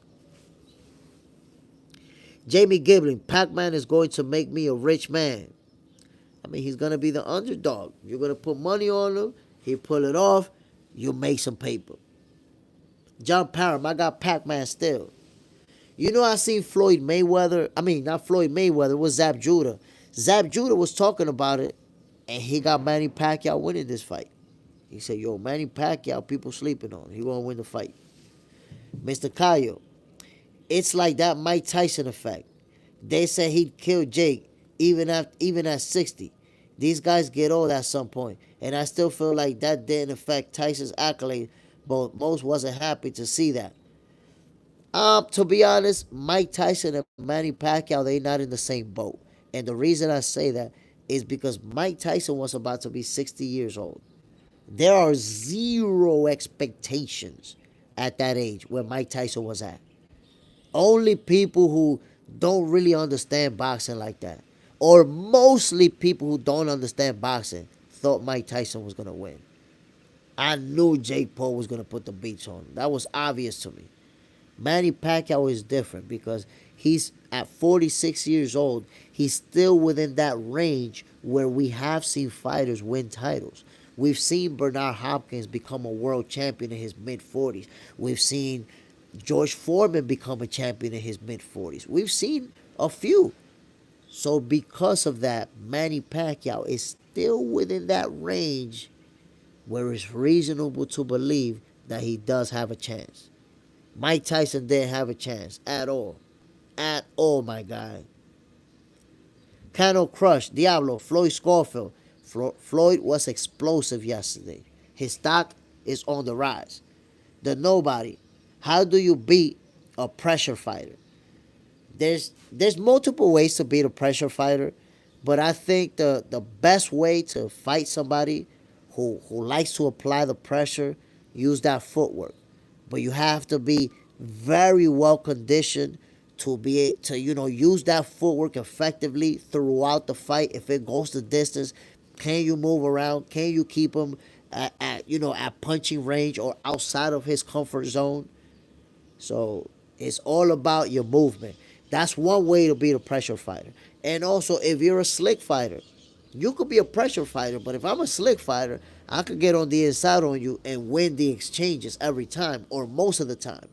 So there's multiple ways that you can do it. Cano Crush, he did what Zepeda could do. I don't know, man. I don't know. William Zepeda is about to get whooped by Shakur Stevenson.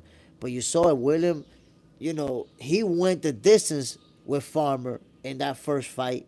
And then you saw that second fight, went the distance again. That's 24 rounds. 24 rounds. And that puts a lot of wear and tear on a fighter. A lot of wear and tear. Boots is at 154. That don't make sense for Tank. What are you talking about? Boots hasn't moved up to 154. He hasn't moved up yet. He hasn't had a single fight at 154. Tank Davis can still challenge him at 147. Send a contract. Offer a contract. Okay then, since you're saying Boots 154, what do you think about Tank Davis challenging Brian Norman Jr. at 147?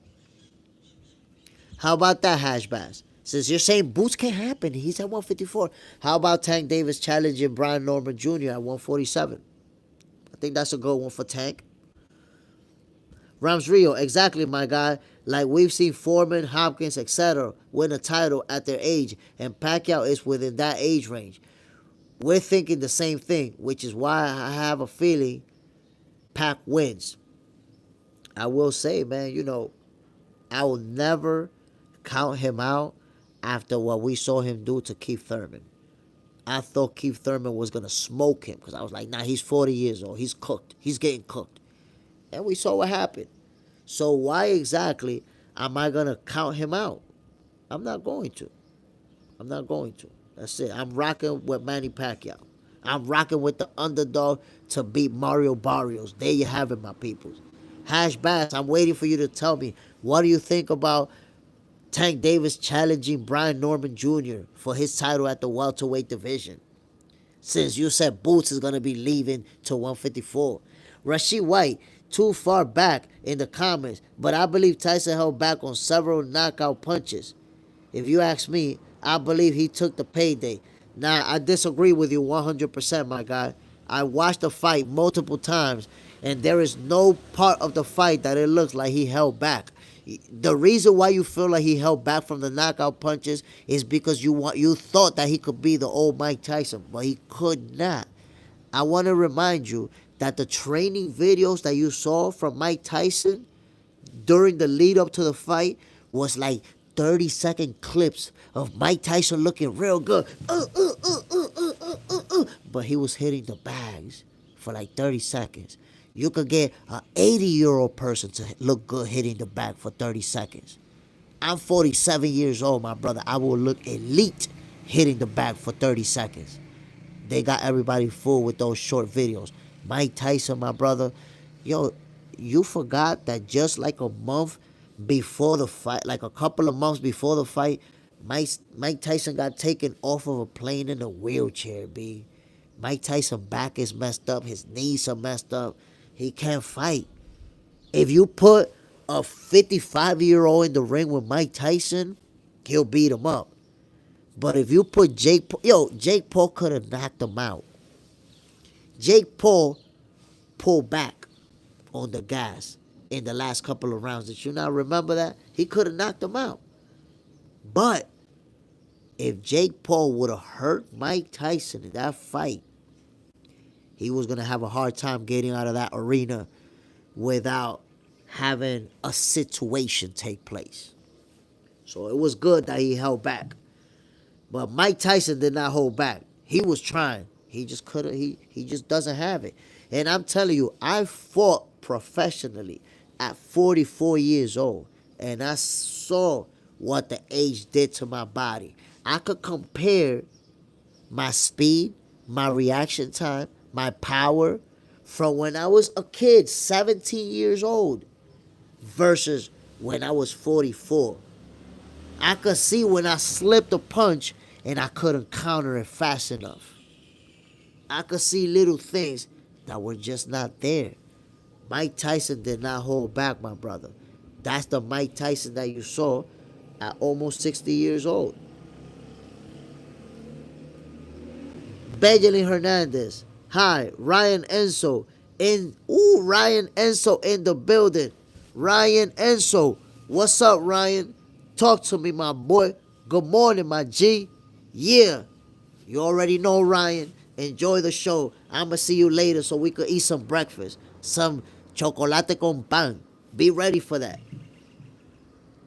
The Nobody, do you think Schofield gives Shakur a lot of problems now? Shakur usually struggles with fighters who apply pressure. I mean, I don't know what you mean that Shakur usually struggles with fighters who apply pressure.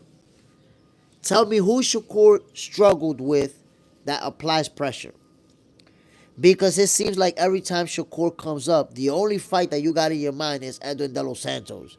So tell me, since according to you, he usually struggles with fighters who apply pressure, I'm going to remind you that Oscar Valdez is a pressure fighter. As pressure fighter as they come. And he was an undefeated champion at the time. Shakur put the beats on him, made it look easy. Jamel Herring, another pressure fighter, reigning world champion. Shakur put the beats on him. I don't know where you get this narrative from that Shakur struggles with pressure fighters. I don't know where that comes from.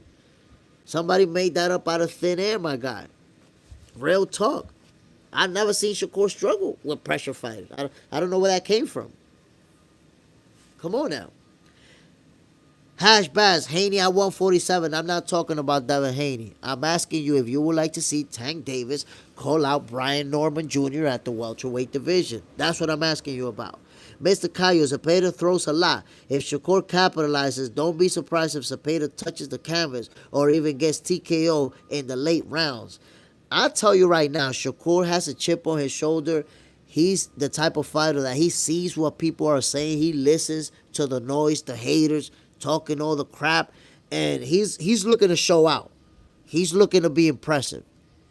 So don't be surprised if we're gonna see a Shakur Stevenson who's gonna be the same guy we saw whoop Jamel Herring and Oscar Valdez. So while Shakur Stevenson haters are stuck on the De Los Santos fight, that's the only fight that they bring up every time the conversation is there. He's had a bunch of great wins, and this might be just another one of those. A great performance.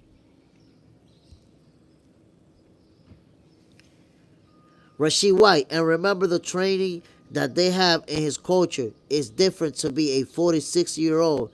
His condition is different. That's one thing I agree with you. Manny Pacquiao, he's an athlete. He's a true athlete. And when I say that, I mean he takes care of his body. Look how long he's been retired from boxing. Have you guys seen a picture or a video of a fat Manny Pacquiao? No. This guy stays in great shape even when he's not fighting. He's going to have a chance. He's going to have a chance. Now, I'll be honest. I'm rooting for him. I'm rooting for the underdog. I'm rooting for the old guy to make history. But I also know that the odds are against him. I understand that, and I understand why. Mr. Cayo, I remember when Valdez tried to apply pressure. You saw what happened to Valdez. Tried to apply pressure. Ate knuckle sandwiches all night long. John Parent, Brian has a good chance beating Shakur. Brian, which Brian? You mean Brian Norman Jr. at the welterweight division? John Parham? The Nobody 92, Edwin De Los Santos gave Shakur problems. Shakur fought Edwin De Los Santos with one hand, still beat him, and that's the only fight that you talk about. Look at Shakur Stevenson's resume, and you got only one name that you keep bringing up over and over. That's one name, bro. Come on now. Come on now. John Parham. Hash and Jay remind me of Skip and Bayless and Shannon Sharp. Yo, I invited Hash Bass to come on the live and say what he got to say. But he ducking the smoke because he know that when it comes to him and the rest of the Tanker Maniacs, it's easy to debunk their weak arguments. It's too easy. Flip, I agree with you 100%. I appreciate it, my G. Everything boxing.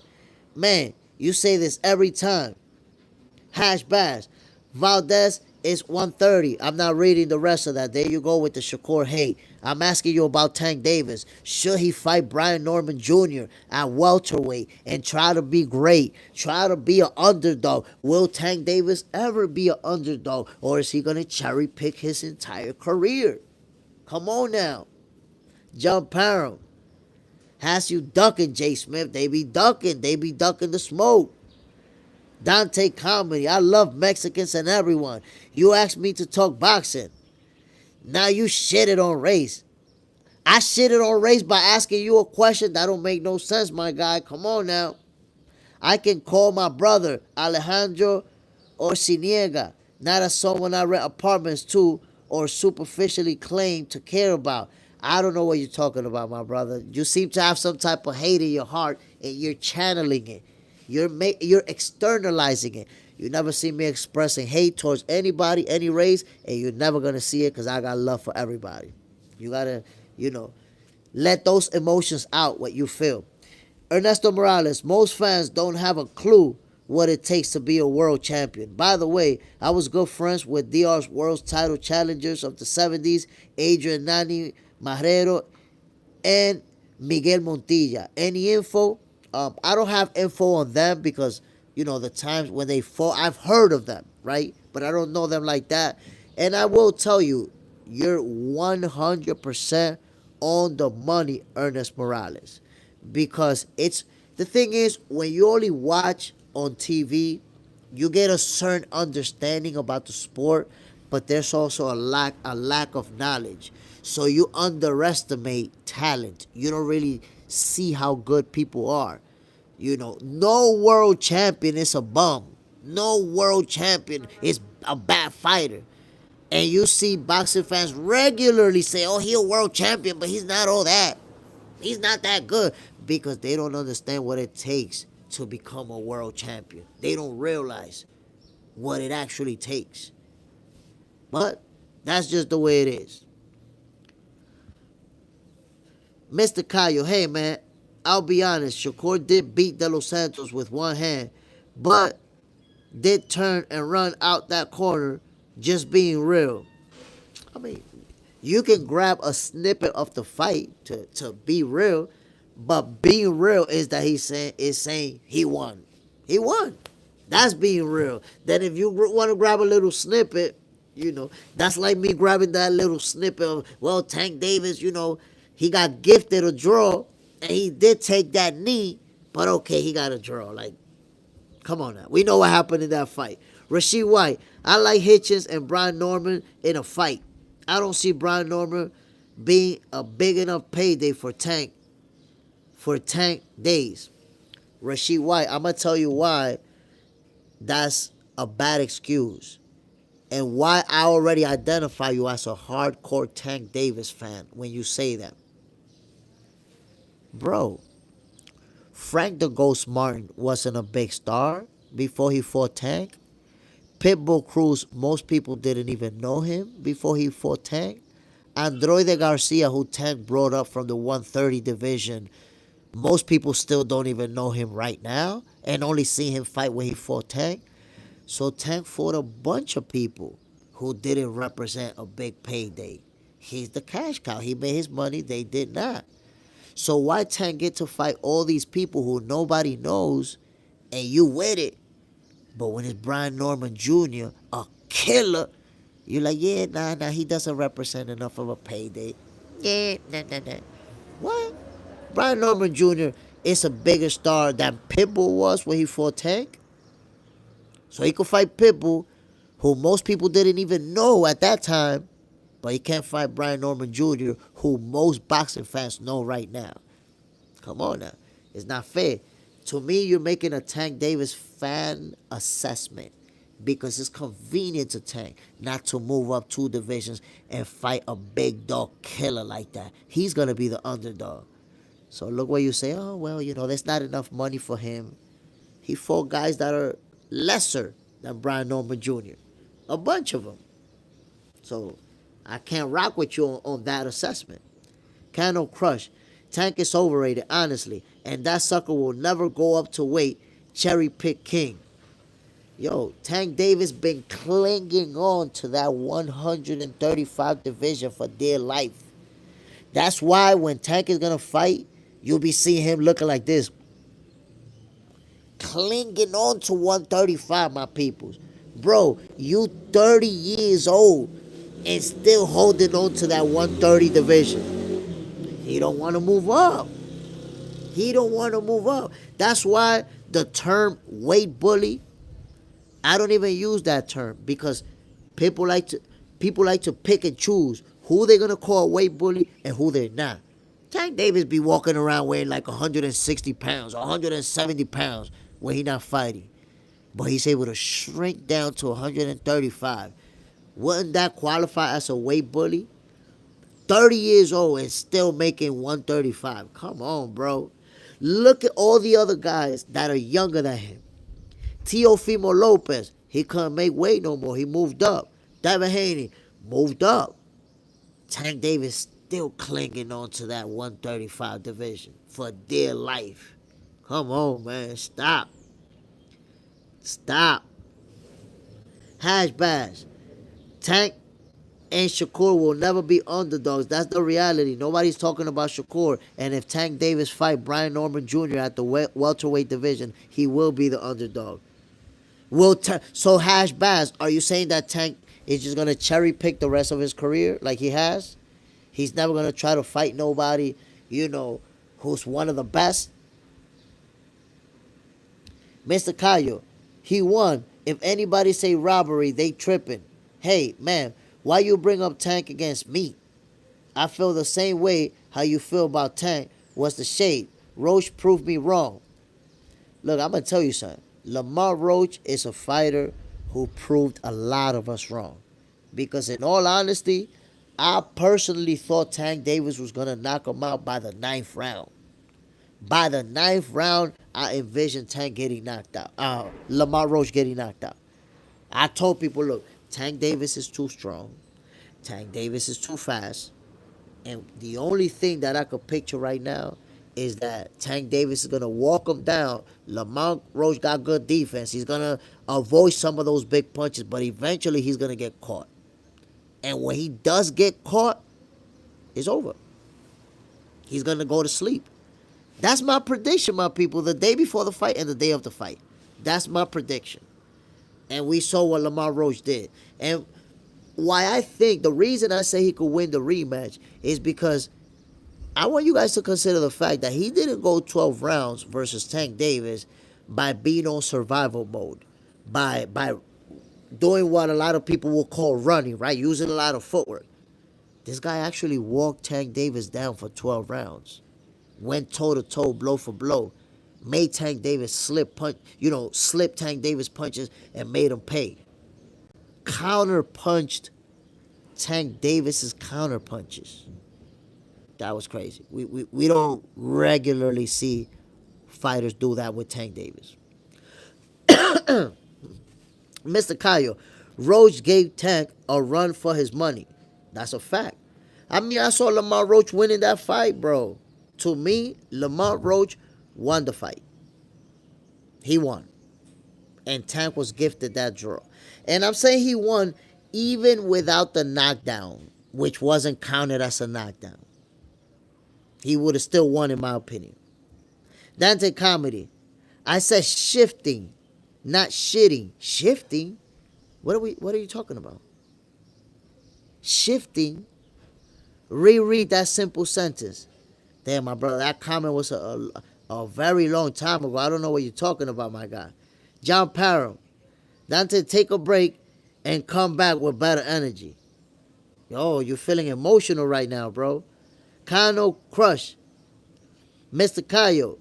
And I believe Roach will be twice as confident in the rematch. And if Tank don't get it right, he loses to a better Lamont Roach. I want Tank versus Shakur, and we're not getting that. So I preach Tank move up. If we're not going to get Tank versus Shakur. And look, when I was talking to Blue Blood Sports TV, I don't know, I think John Parham, god damn, what kind of motorcycle is that?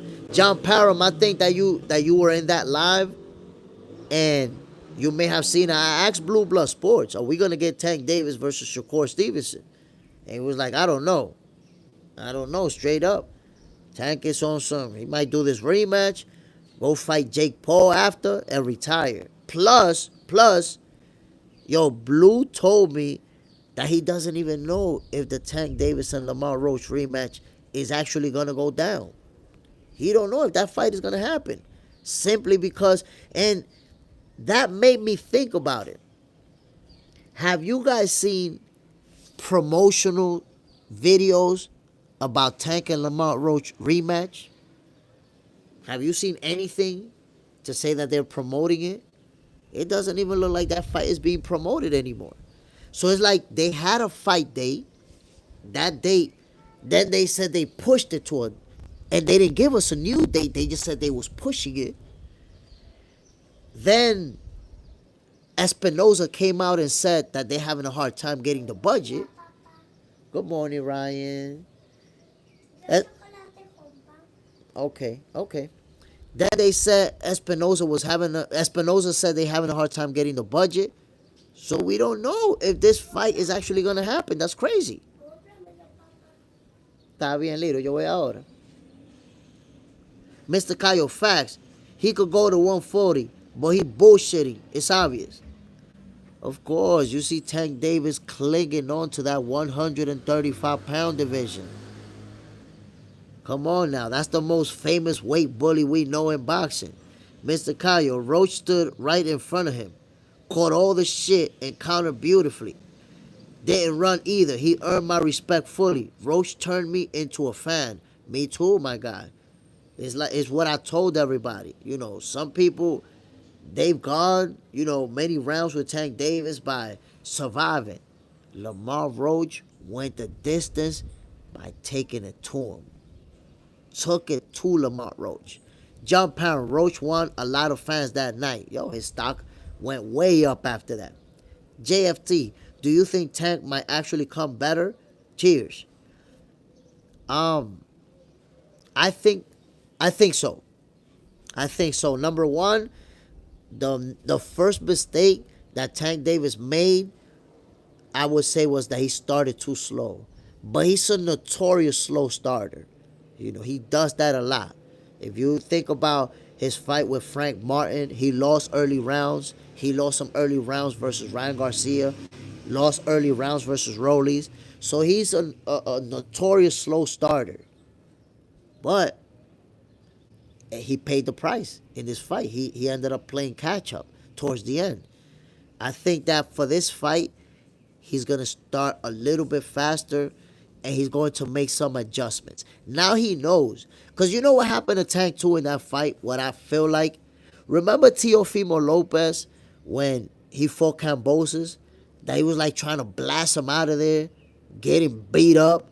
And then eventually he started boxing him and started winning the rounds, but it was too late. He fell behind on the cards.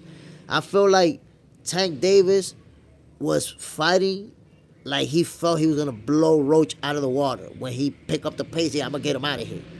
And when he couldn't get him out of there, we saw how it played out. He got frustrated, complaining to the referee, taking a knee, all that crazy stuff. Lamont Roach showed us. He an elite level fighter. He's at that high level. Ernest Morales, because of Tank's dimensions and size, Tank will avoid the top 140s. I mean, Tank will avoid the top every division, the top one, anything. He 30 years old and still avoiding the best. I don't understand. Hash Bass, Cap, that fight is happening. Let's see, man. Let's see. You think very positively. Every time it's somebody else, you say negative stuff. When it's Tank, you say positive stuff. Meanwhile, Tank Davis about to fight Jake Paul, and you saying it's not going to happen. Eddie Hearn is telling us it's going to happen, and you're in denial about that fight. What happens when they announce Tank Davis and Jake Paul going to fight Hash Bass? What are you going to say about that? What are you going to say about 30-year-old Tank not fighting any other best and fighting Jake Paul instead? What are you going to say about that? Rasheed White, you have to remember that Lamont Roach and Tank Davis had a history together. So Lamont was very familiar also. Just don't see Tank as sharp as usually is. I definitely believe he underestimated Lamont. So I got to say this, my guy. Lamont Roach and Tank Davis, their history was extremely exaggerated by social media and by content creators who went around telling people that they're best friends, that these guys grew up together, that these guys, well, guess what? That's all bullshit, my brother. Lamont Roach said it himself. You know what they are? Cordial. He said it himself. Cordial. Guess what? In the amateurs, they fought twice. In the amateurs. And that's it. In the pros, they never hung out together. They never went to each other's fights.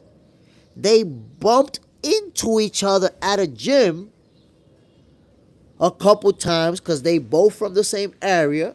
And when they bumped into each other, it was like, yo, what's good? What's good? Bam. And they kept it moving. So they never been friends. They never rode together. None of the stuff the way that they try to portray it in the media. Tank Davis and Lamont Roach, they not friends. They know each other. It's like, people that live in your city and you seen them around, but y'all never been friends.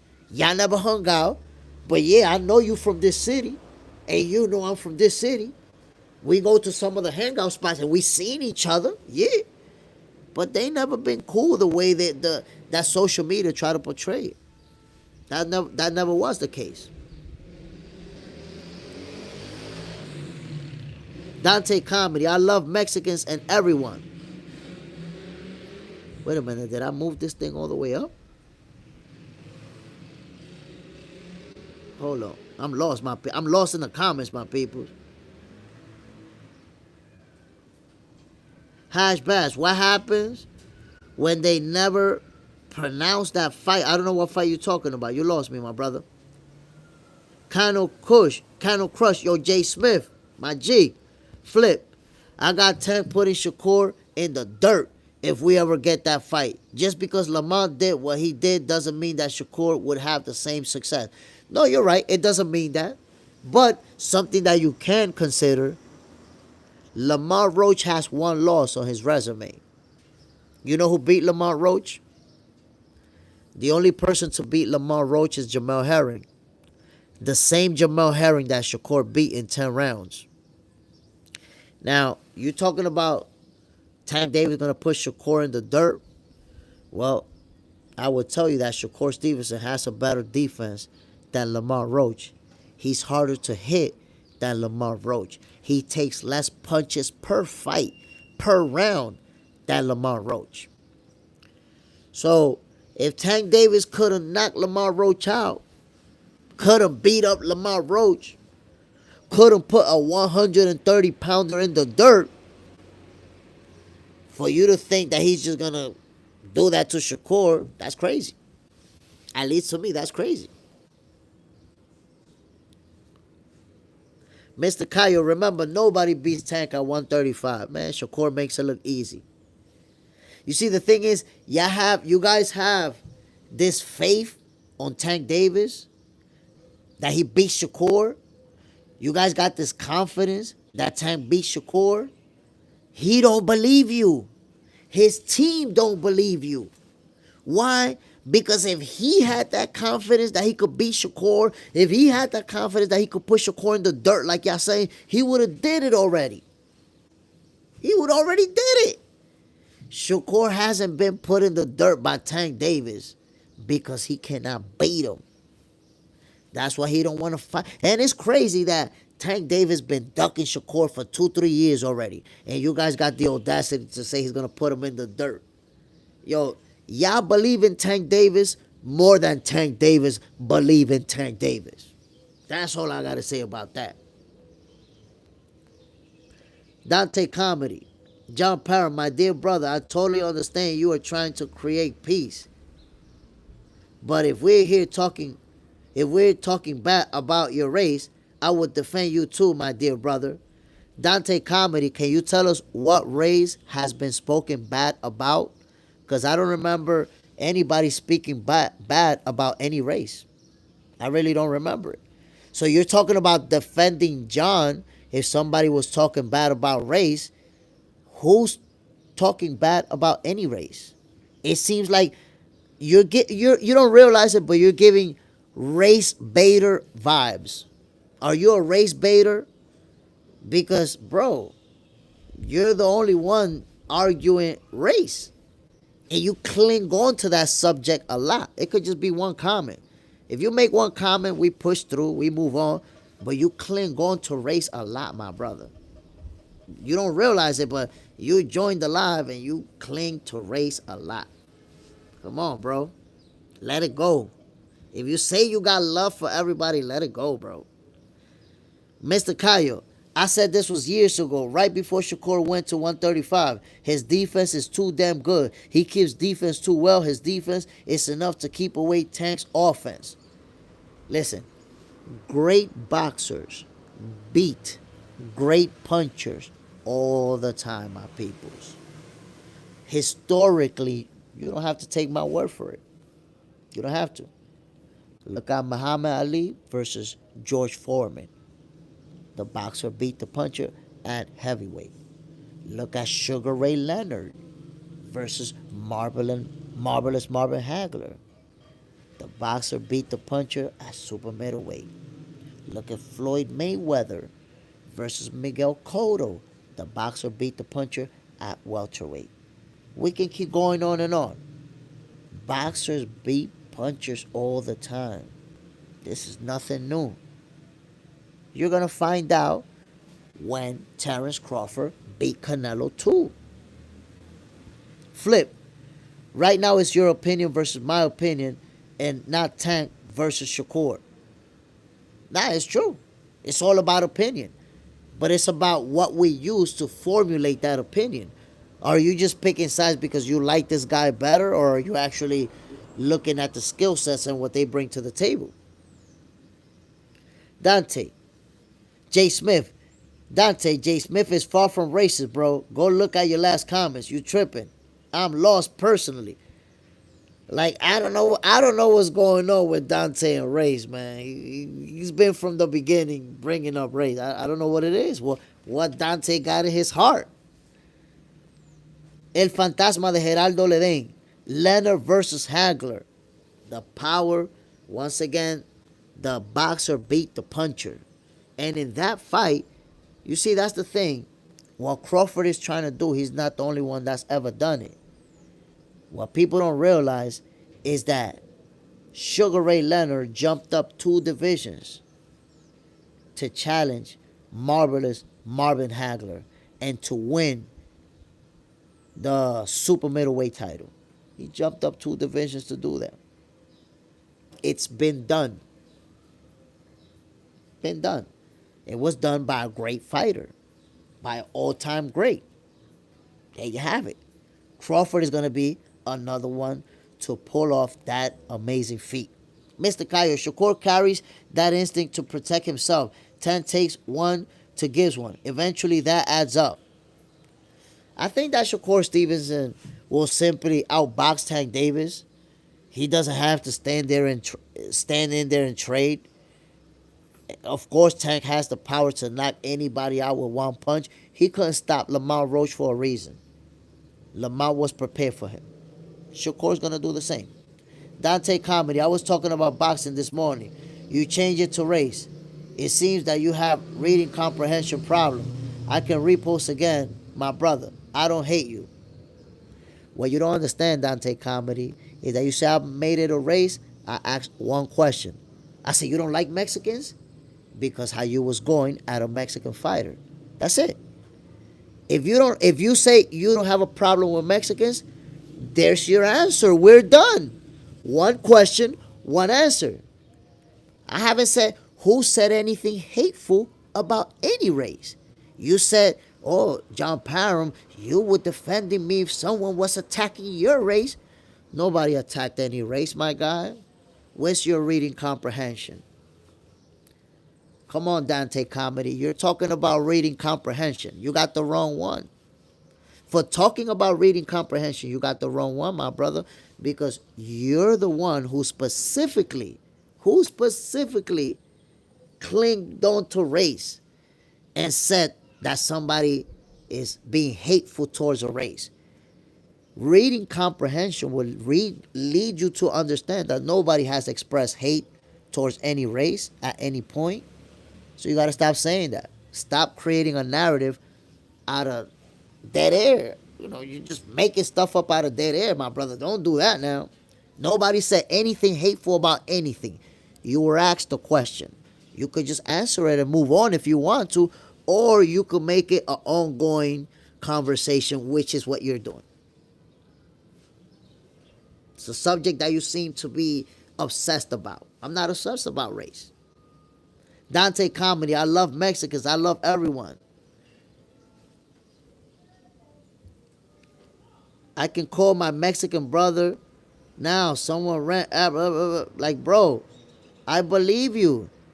You see, that's what you don't realize, Dante Comedy. You seem to be traumatized, bro. If you say you like Mexicans, okay, my guy, you like Mexicans. You don't need to prove it to me. Well, what are we doing here? You're doing too much. I say, yo, do you have a problem with Mexicans? I like Mexicans. Okay, I'm not disputing that. I'm not saying that you don't. I asked you a question, you answer it. Reading comprehension, listening. It's called active listening. You got to actively listen to what I'm trying to tell you. Champ, he's not just bulldozing people. Ernest Morales, the fighter that Leonard jumped up 2 divisions was Danny Lampeau, who I believe was Canadian. Danny Lampeau. Oh, I thought, wait a minute, what division did he fight Marvelous Marvin Hagler in? What division was that? El Fantasma de Geraldo Ledesma. Matter of fact, Dante fought his Hagler for his whole career at 160. You sure it wasn't Hagler? You could look that up, man. Verify that. El Fantasma de Geraldo Ledesma. Oh, Dante is bringing things up from yesterday. Comment about renting an app or a house to Haitians. What? Like, if I got Haitian brothers and sisters who rent my house, what the hell does that have anything to do with saying something hateful about a race? Like, what is, like, you gotta have some type of frustration going on, some type of trauma. Like, I really don't know what he's talking about. I really don't know. What I do know is that Terrence Crawford is going to whoop Canelo Alvarez. That I know. Y'all gonna find out. Y'all gonna find out, my people. Bud is a fighter who he's gonna make history, and it's gonna be even more historical because, listen to this, so many people think that Crawford is gonna lose. So many people think that he's too small, even that he's gonna get knocked out. Now what happened? This is the second time in his career that he's in this same predicament. This is the second time, my peoples. Second time that Crawford was seen as the guy that's supposed to lose. We're gonna watch him win when he's supposed to lose. He was supposed to lose versus Arrow because he was too small, and now he's supposed to lose versus Canelo because once again he's too small. That's the narrative. So what happens when he wins? Where is this win gonna be put in the old times? We're gonna get to witness history. I promise you. We're gonna witness a historical performance from Crawford and from Canelo too, because this is not gonna be, Crawford is not gonna wash him. I'm saying he's gonna beat his ass because he's gonna put hands on him. I guess this is gonna be the fight where you're gonna have to start respecting Terrence Crawford power once again. You didn't respect it for Errol Spence. Y'all said, Errol Spence is gonna walk him down and it's gonna break him down. And look how Errol Spence got done up. So now, because he went the distance with Madrimov, we're back on the hate. Oh, he don't got power. He didn't look good. He this, he that. Well, you're gonna fight Canelo. If he wins that fight, what are you gonna say? Are you gonna find an excuse? Are you gonna find a way to say, this win is not legit because Canelo just didn't feel the same, or are you gonna just say, yeah, Crawford's that guy? That's it. We gotta give it to him. I hope so. I hope y'all finally acknowledge Terrence Buck Crawford as what he is, and it's a great fighter. That's it. It's a great fighter. Ernest Morales versus Hagler was at 160. Okay, he jumped up from 147 to a new created 168 division to fight Danny Lalonte. I have to fight. I got you, my brother. I wouldn't question it, my guy. I wouldn't question it. NYC Alex, Cap, Al the Maker, Sugar Ray 4. Yeah, we clarified that, my G. We clarified it. But there we go. Sugar Ray Leonard showed that it's possible to do it. It's possible to jump up multiple divisions and beat somebody. But Crawford is going to face a tougher opponent while jumping up multiple divisions. Dante Comedy. I am older than you.